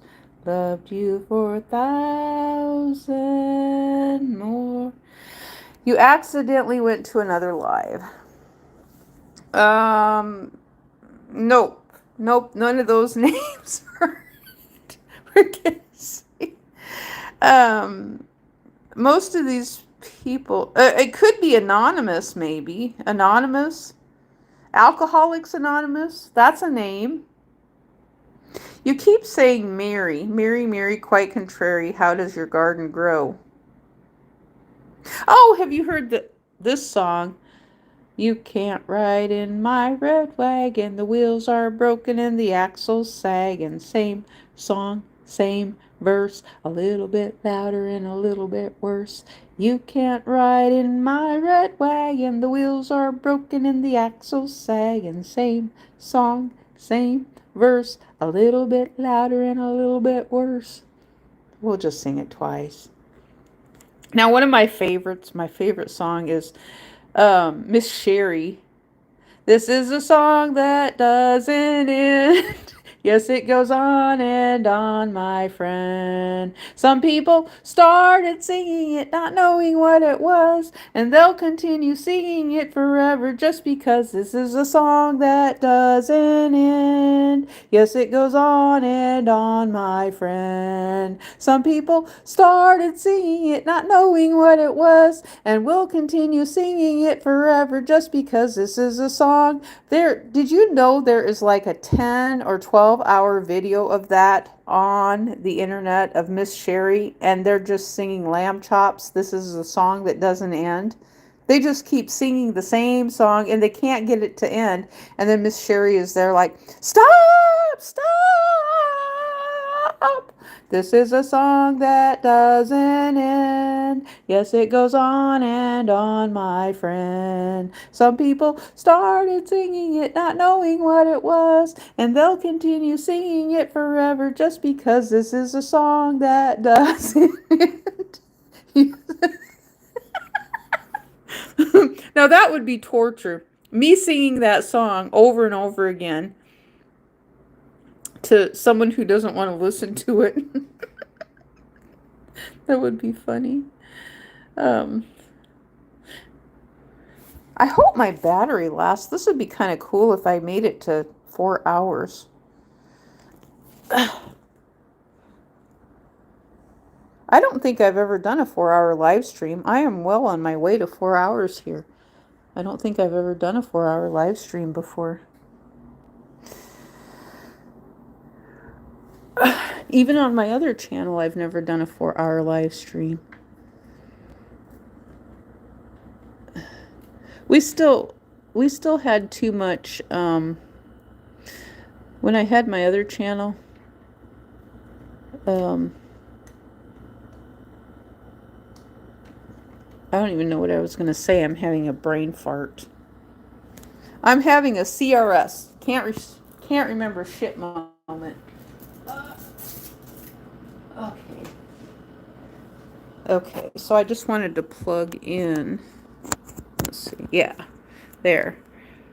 I just wanted to plug in my phone so I have some juice coming into the battery while I'm sitting here chit-chatting away. I want to see if I can make it to 4 hours. That would be kind of fun if I can do a 4-hour. I've been doing this for close to 4 hours talking about absolutely nothing. Absolutely nothing. Nothing that's important. Nothing is important. I'm absolutely nothing. Nobody cares about me. I'm absolutely nothing. It would be nice to have a person that cares about me, but that's not a big expectation in my life right now because I already see that nobody cares. I mean, I can't deny that, you know.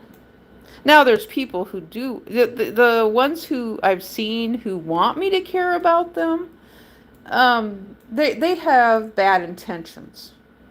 That's just what I'm going to say. They just have bad intentions. That should be the name of a music group, Bad Intentions. Or what is it called? Bad Love. Bad Love.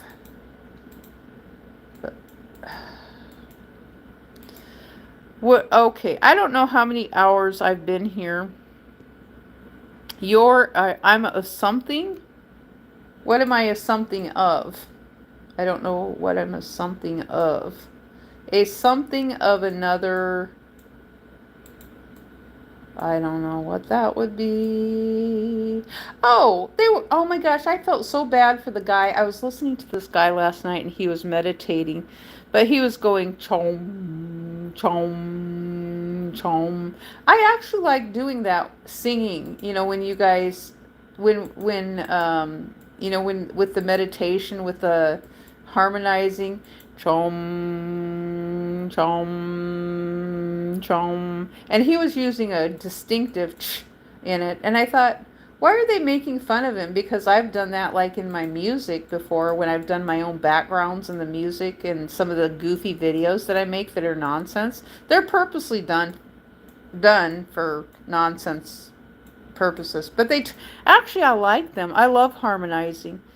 I sound kind of smart. No, I'm low IQ. I have to be low IQ. I mean, if I'm going to be artificial intelligence, I'm low IQ. There's no way around it.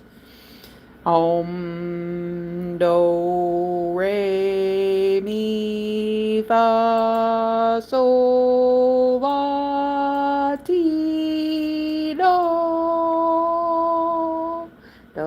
A deer, a female deer, Ray, a drop of golden sun, me, a name I call myself, Fa, a long, long way to run. I forgot the rest of the words to it, which is probably good because I may have sang too much of it. I don't want to get I mean, even though I can sing a cappella, I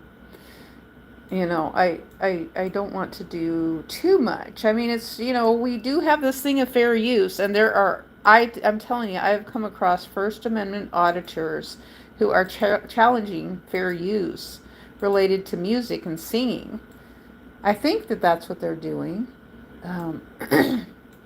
Because there's a lot of people who are saying they're getting copyright strikes for things that is considered fair use. Now, we thought the same thing related to some things and other things, and some of these things don't belong together, do they? No, they don't. They don't. Sunny days sweeping the skies away, on my way to where the air is clean. Can you tell me how to get to Sesame Street? How to get to Sesame Street? Today's letter is brought to you by the letter Q and the number 10.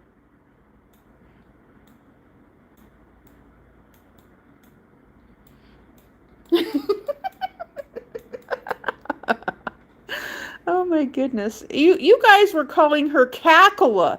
You were saying that all she does is cackles. And you were so mean to Kamala. You were mean to Hillary. You were mean to Cackula. You were mean to the women. I can't believe you did that. Why you guys were so mean to the women. And you are mean to the women every time they run for office. I don't know who Darlene is. Darlene. There has to be something about Darlene. Oh, what was the other song? We love you, Conrad. Oh, yes, we do. We love you, Conrad, and we'll be true. When you're not near us, we're blue. Oh, Conrad, we love you. We hate you, Conrad. Oh, yes, we do. We hate you, Conrad. That's kind of significant, though, because that was in... What movie was that in? Bye Bye Birdie. And I didn't realize there was another verse to it of where the men chime in and they say they hate you, Conrad. And I thought, isn't that funny? Because that's kind of like the persona and narrative that legacy media takes on against the United States military, is hating the military. And it's like, well, I mean, on one hand, okay, you hate them when they're at war, but then you want them for humanitarian efforts that support someone else's war. I find that confusing to me. It's a cognitive dissonance in my brain. It's a big cognitive dissonance. Amber. Amber alert. Are we having an Amber alert? Oh, oh my goodness. I am so glad that was a good one. I need to clip that. I might need a belch in the future. I might need a belch for my sound effects in the future maybe. And if I can figure out how to. That's a good one. Yeah, I got to clip that one. It's a belch. And so, oh, did you like my sleeping that I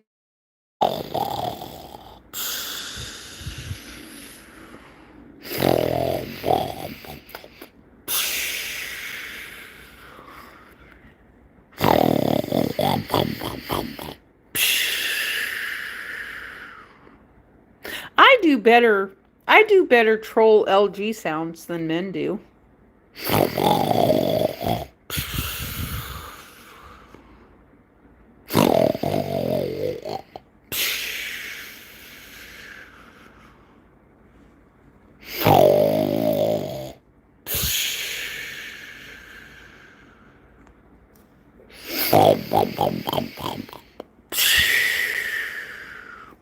Okay, I need to clip that one now too. I might need it in the future for some background sounds.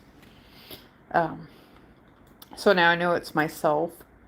It was so funny because I used some snoring of someone else the other day and myself because that was available to be used for that.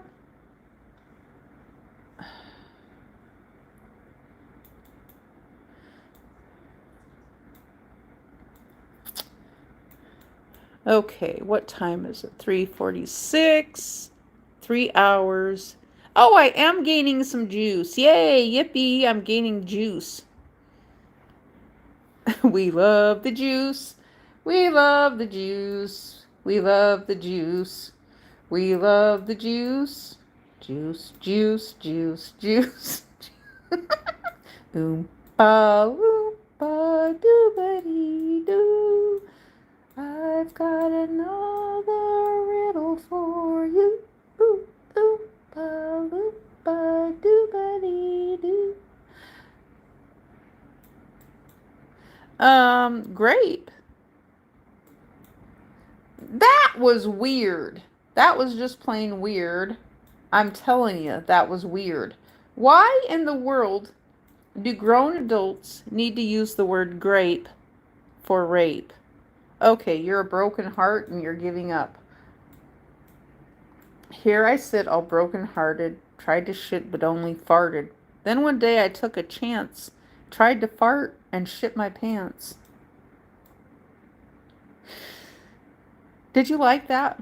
That I didn't make that poem up. I just wanted you to know. That was a bathroom wall poem that I saw like in a bathroom wall. It was graffiti on the wall when I was a kid. And I just remembered that.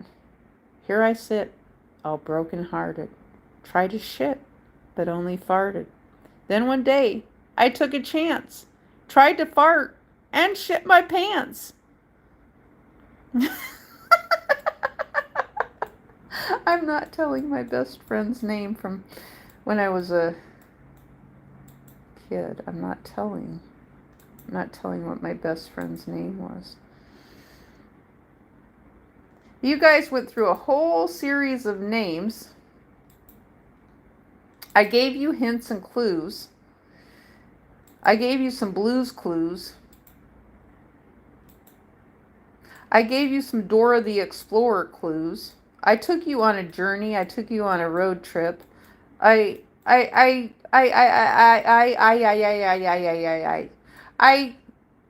gave you a musical. We did meditation.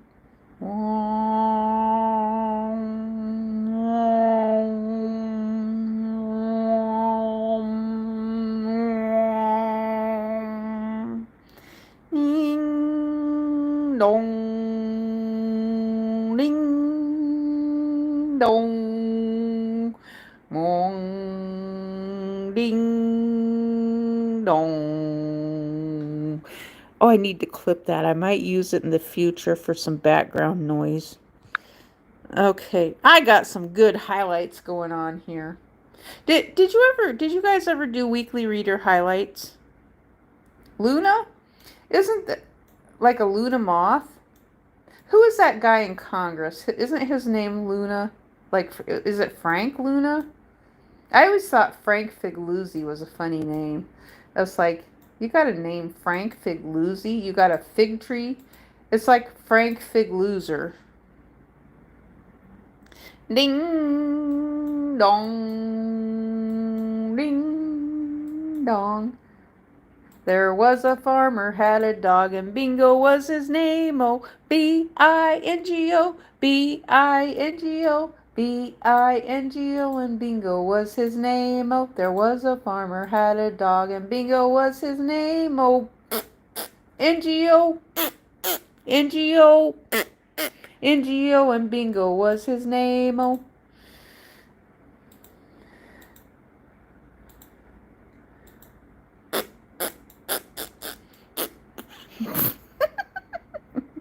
No, my name is not Cat. Absolutely no. I'm tired of cats. I am literally so tired of cats. But you know the things I get tired of, I like promote them heavily. I will promote the things I'm tired of very heavily because I want everybody else to be so tired of them and sick of them too. Um,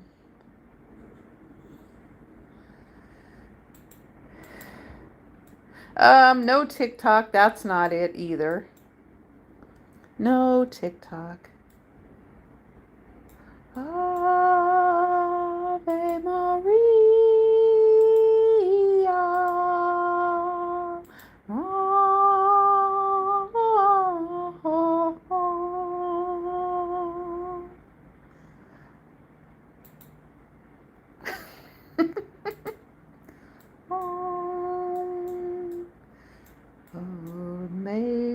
Amazing grace, how sweet the sound that saved a wretch like me.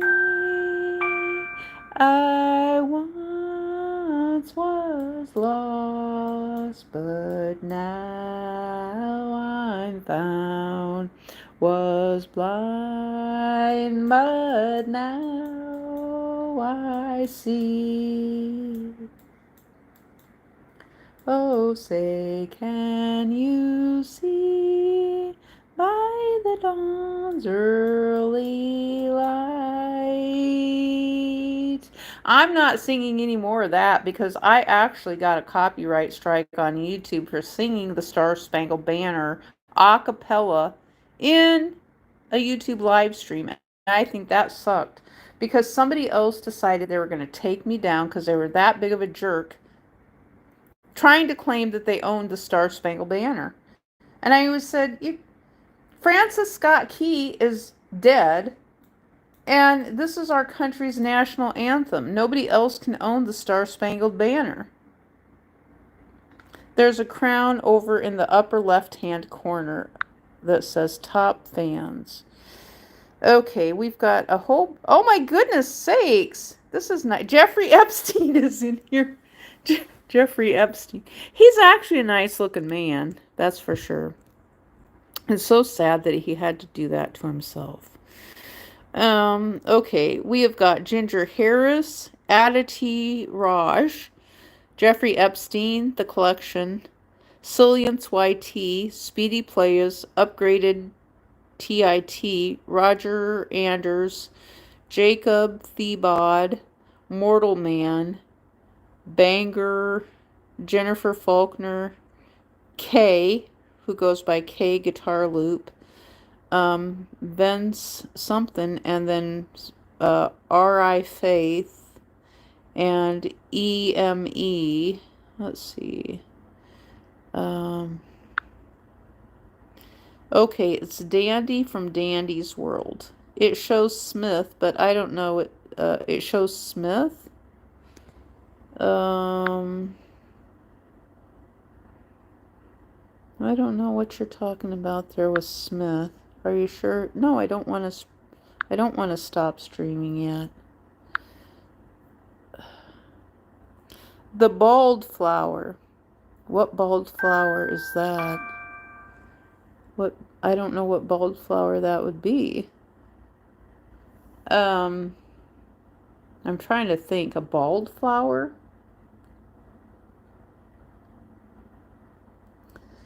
I don't know what bulb flower that would be. Or with rainbow petals. A rainbow petaled flower? I've never seen a rainbow petaled flower before. I don't even know if they exist. Now, I can see how they would be done. A rainbow petaled flower would actually work with if you put dye in the water. So if you were able to put something into the stem of the flower so that the whole stem was not soaking in the colors. So you'd have to place, this is how I'm thinking it might work, but I'm not positive. So if you had a white flower, say a carnation or something, and you stuck it through some styrofoam, and then you had 3 or 4 different, I think this would work. I wish I had the ability to do this right now, because I know the flowers suck up water. But if you stuck a carnation inside of styrofoam, and then you were able to put tiny little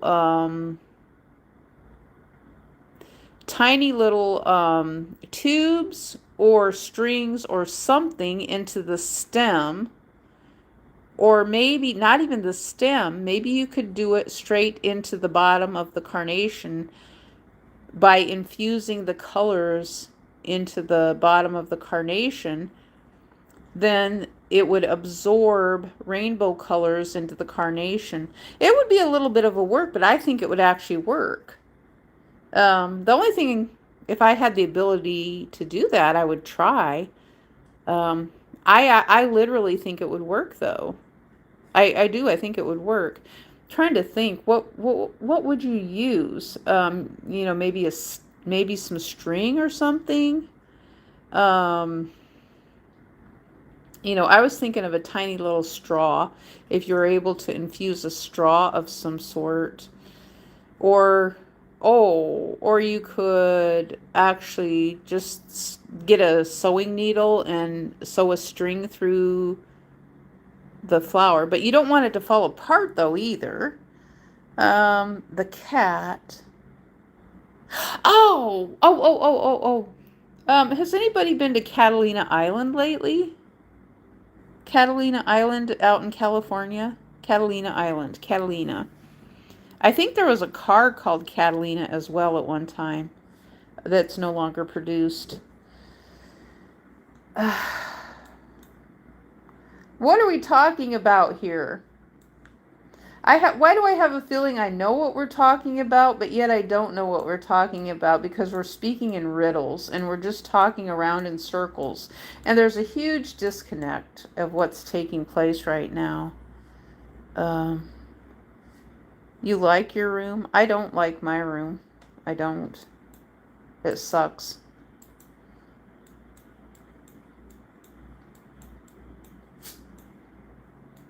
Everything that's been going on for the past 4 years sucks. It sucks royally.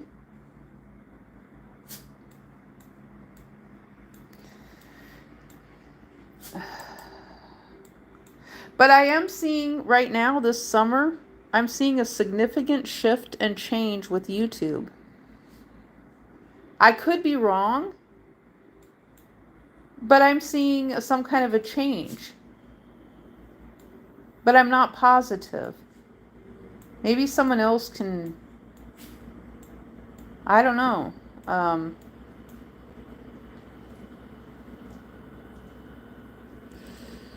Okay, :1. :1. Yellow hearts. A Brisney Officials fan, also yellow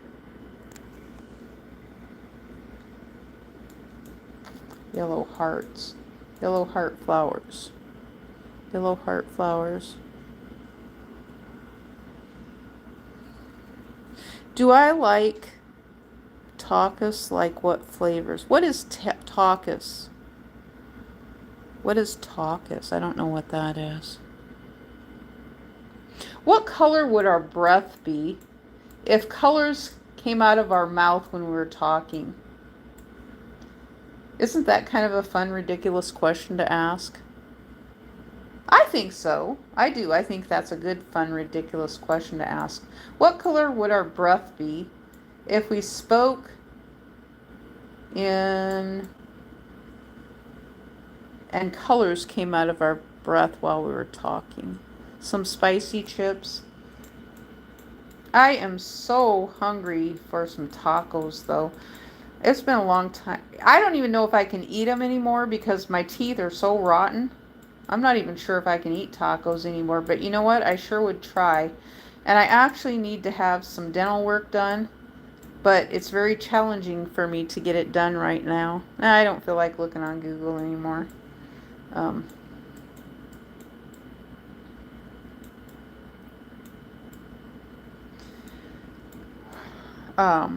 It would be like the color would only be on, yeah, I have dental work that I need to have done in a serious, I mean, and it stinks being in this situation and not being able to get things done freely like I need them done. Your tongue would be the color of the Taucus flavor.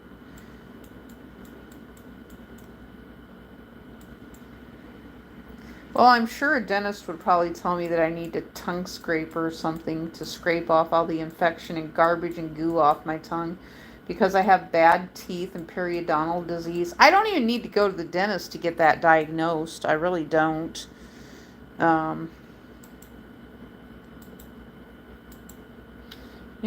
mean, in a society that where they claim they care about people, but they really don't when it comes right down to it.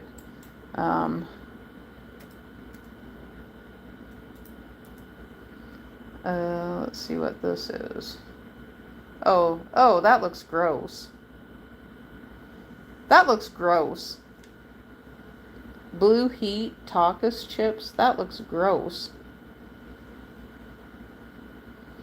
I don't think I'd want to eat anything like that. $4 for a tiny little bag that's like it says 9.9 ounces. Ugh. Gross.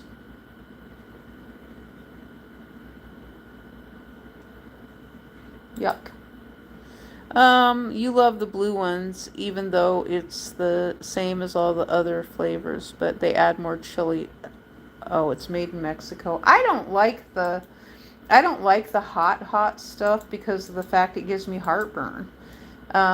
Now, not all of it gives me heartburn, which is kind of funny that there's only some things. Now, I've gotten heartburn, and I think I've gotten more food poisoning from eggs than it is just heartburn just because I can't digest it. I think it's food poisoning that I've gotten from the eggs. They're hard-boiled eggs. And I think that's what it is more than anything. Because typically, that's just what it seems like. I only eat it because I love the hot burning sensation. See, the hot stuff, I can't do that at all because it just gives me heartburn. And then what happens is then my stomach cramps up really, really bad. And then I just go into this. I mean, and my stomach cramps for a long time. It can be anywhere from 45 minutes to 2 hours that my stomach will cramp up. And then and it just does not feel good at all. And the only thing I can call it is food poisoning. Now, since I've stopped eating the eggs where they've been doing them at, I have not been having the problems. And so I was trying to figure out why I was having all these problems and things going on. I think the place where I'm at the transient location, that the food that they're doing is not prepared properly, and they're giving us food poisoning with some of the stuff that they have. Well, they don't. Oh, they don't even have juice available. You know, the juice is not available all day long. Some places will have juice, but this place doesn't. They let their staff. This is what they do. They let their staff get juice. Um, who is illegal people, but they won't let us have any juice. Um, but they let their staff get juice, and then they let the illegals who are staying here get juice too. You know, they're saying that they're working here is what they're doing. I question the validity if they're actually working here. I don't think that they are, but they let all of them have juice, and so we can see it in front of us that they're getting juice, but we can't get juice. And so I know sometimes that I know sometimes what is it called, the if I drink a 7-Up, that will help with indigestion too, because it kind of settles the bubbles down. But I just can't keep that stuff all the time because I don't need to have a great big huge supply of food where I'm at. I would like to, but I'm not in a place to have a big amount of food. Okay, I think I sure did. I'm at 4 minutes and 5 seconds. 4:05. Isn't the 4:05? 4:05 is a interstate in California. I don't know. Is there an interstate in California that's a 4:05? Now we're at 4:06. 4:06. Yeah, we need to keep pushing California. 4:05. California. For Interstate 405, Mission Hills, California. Absolutely, there is a 405 in California. San Diego Freeway. Interstate 405, Santa Monica to Sacramento. Oh, there's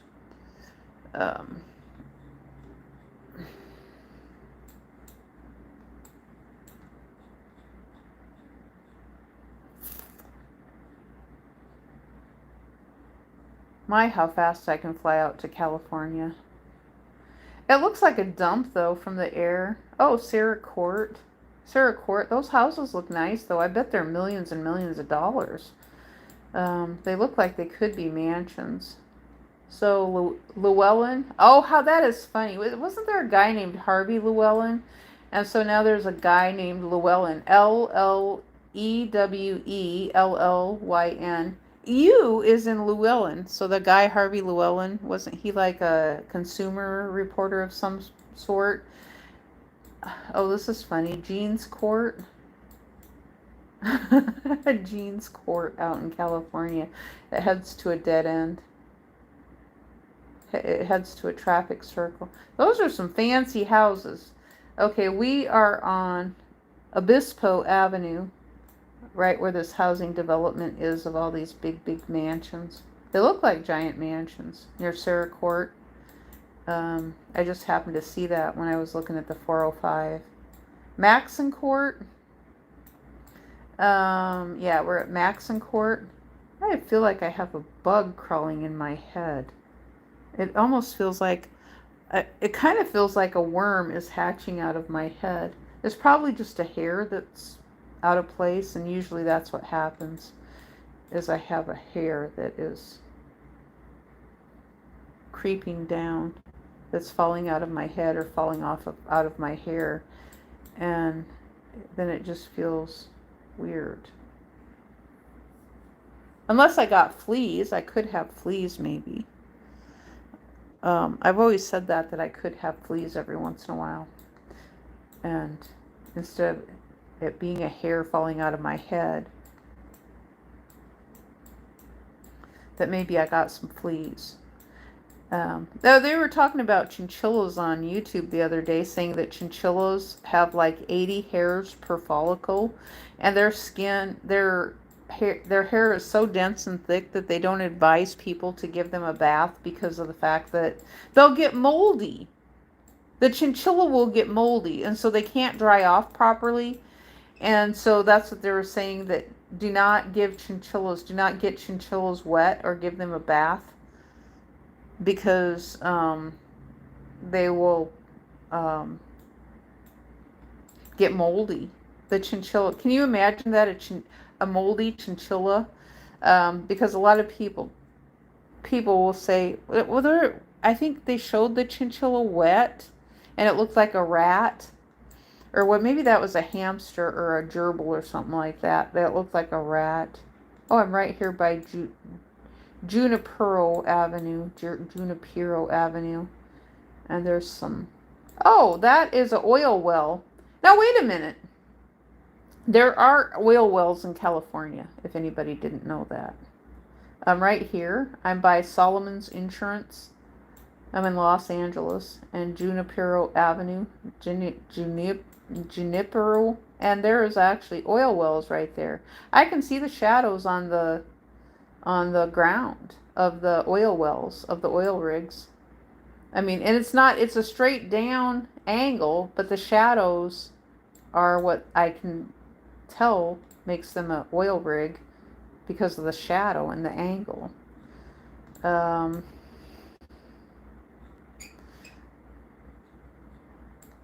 Right in the middle of Los Angeles is an oil well. Do people know that? Maybe that's why Los Angeles is having earthquakes. Did anyone think that? The oil well. And it is. It's one of those. It looks like it's one of those buildings that they said they enclosed them so people can't see that there's oil drilling going on. So it's right behind. What is that? Costco Food Court. Oh, right behind Costco Food Court in Costco Food Court at 2200 East Willow Street, 424B, Signal Hill, California, 90755. Wait a minute. Oh, that's interesting. Signal Hill, California. I did not know there was a Signal Hill because I was right close to, yeah, the Costco is right close to a whole bunch of, maybe that's why they call it Signal Hill, because down just a little bit further is a whole bunch of satellite dishes. There's like 1, 2, 3, 4, 5, 6, 7, 8, 9, 10, 11, 12. There's at least 12 satellite dishes right there, or more, probably more. So what is the geographical location that we're looking at right here? It's right by Combleback Drive, and Temple Avenue. Combleback Drive and Temple Avenue, right there at the corner. As you're heading out to Temple Avenue is where all the satellite dishes are at. And it's not far from Signal Hill, from the Costco in Signal Hill, California. There's a big Costco there at 2200 East Willow Street. They got a pharmacy, and their parking lot looks pretty full today. Do you believe that Google is putting up pictures that fast? The Costco is right on Willow Avenue, East Willow Street. It's right across from, what is that? Crystal Associate Certified Public Accountant. The UPS authorized shipping outlet. That's right where they're at. Okay. What is, oh, it's a pet hospital. Banfield Pet Hospital. Right next to PetSmart. And then there's the big Costco store right there. It sucks that you have to pay to go shopping, doesn't it? Sucks that you got to pay to go shopping. Costco, the Sam's Club and Costco should be free. Oh, that's a garden center, great big garden center. The Home Depot is right there too, so there's a big shopping complex. So they've got a Costco and a Home Depot. So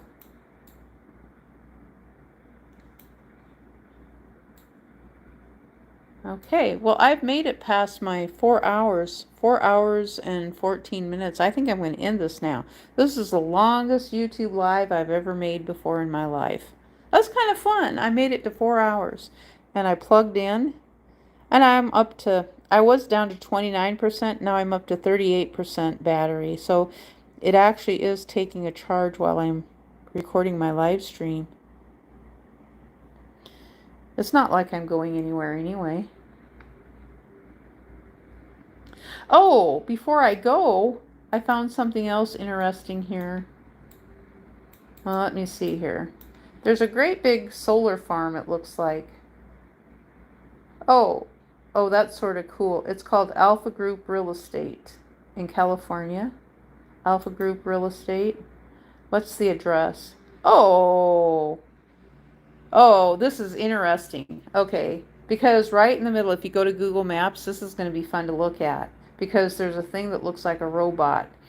I'm at Alpha Group Real Estate, 2501 Cherry Avenue, Signal Hill, California, 90755. And right in the middle of the solar panels is a shadow, and it looks like a robot. I think it's kind of fun when they do pictures like that. So they must be strategically taking the pictures so that a shadow forecasts down on the ground. And then you see these fun little things on the ground that look like robots, because that's what it looks like. There's a big solar panel area right there. Oh, wait a minute. They got the number 10 in there. It's 0110. That's interesting right there. So the shape of the solar panel is 0110 in that little solar panel complex that they've got right there. That's kind of fun.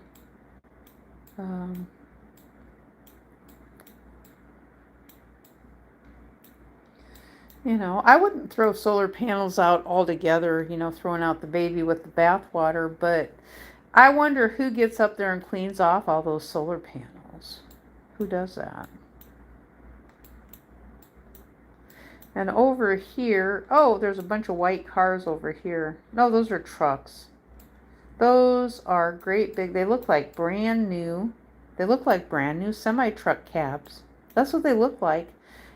They got a parking lot there with a whole bunch of brand new semi-truck cabs parked right there. They're all white.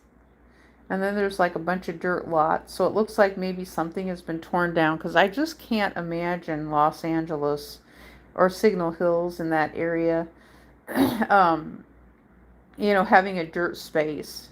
To me, it's something has been torn down and they're building something else. I just can't imagine them having something. Oh, it looks like another oil well. Maybe if it's an oil well, then I can imagine there being a bunch of dirt there. If it's an oil well.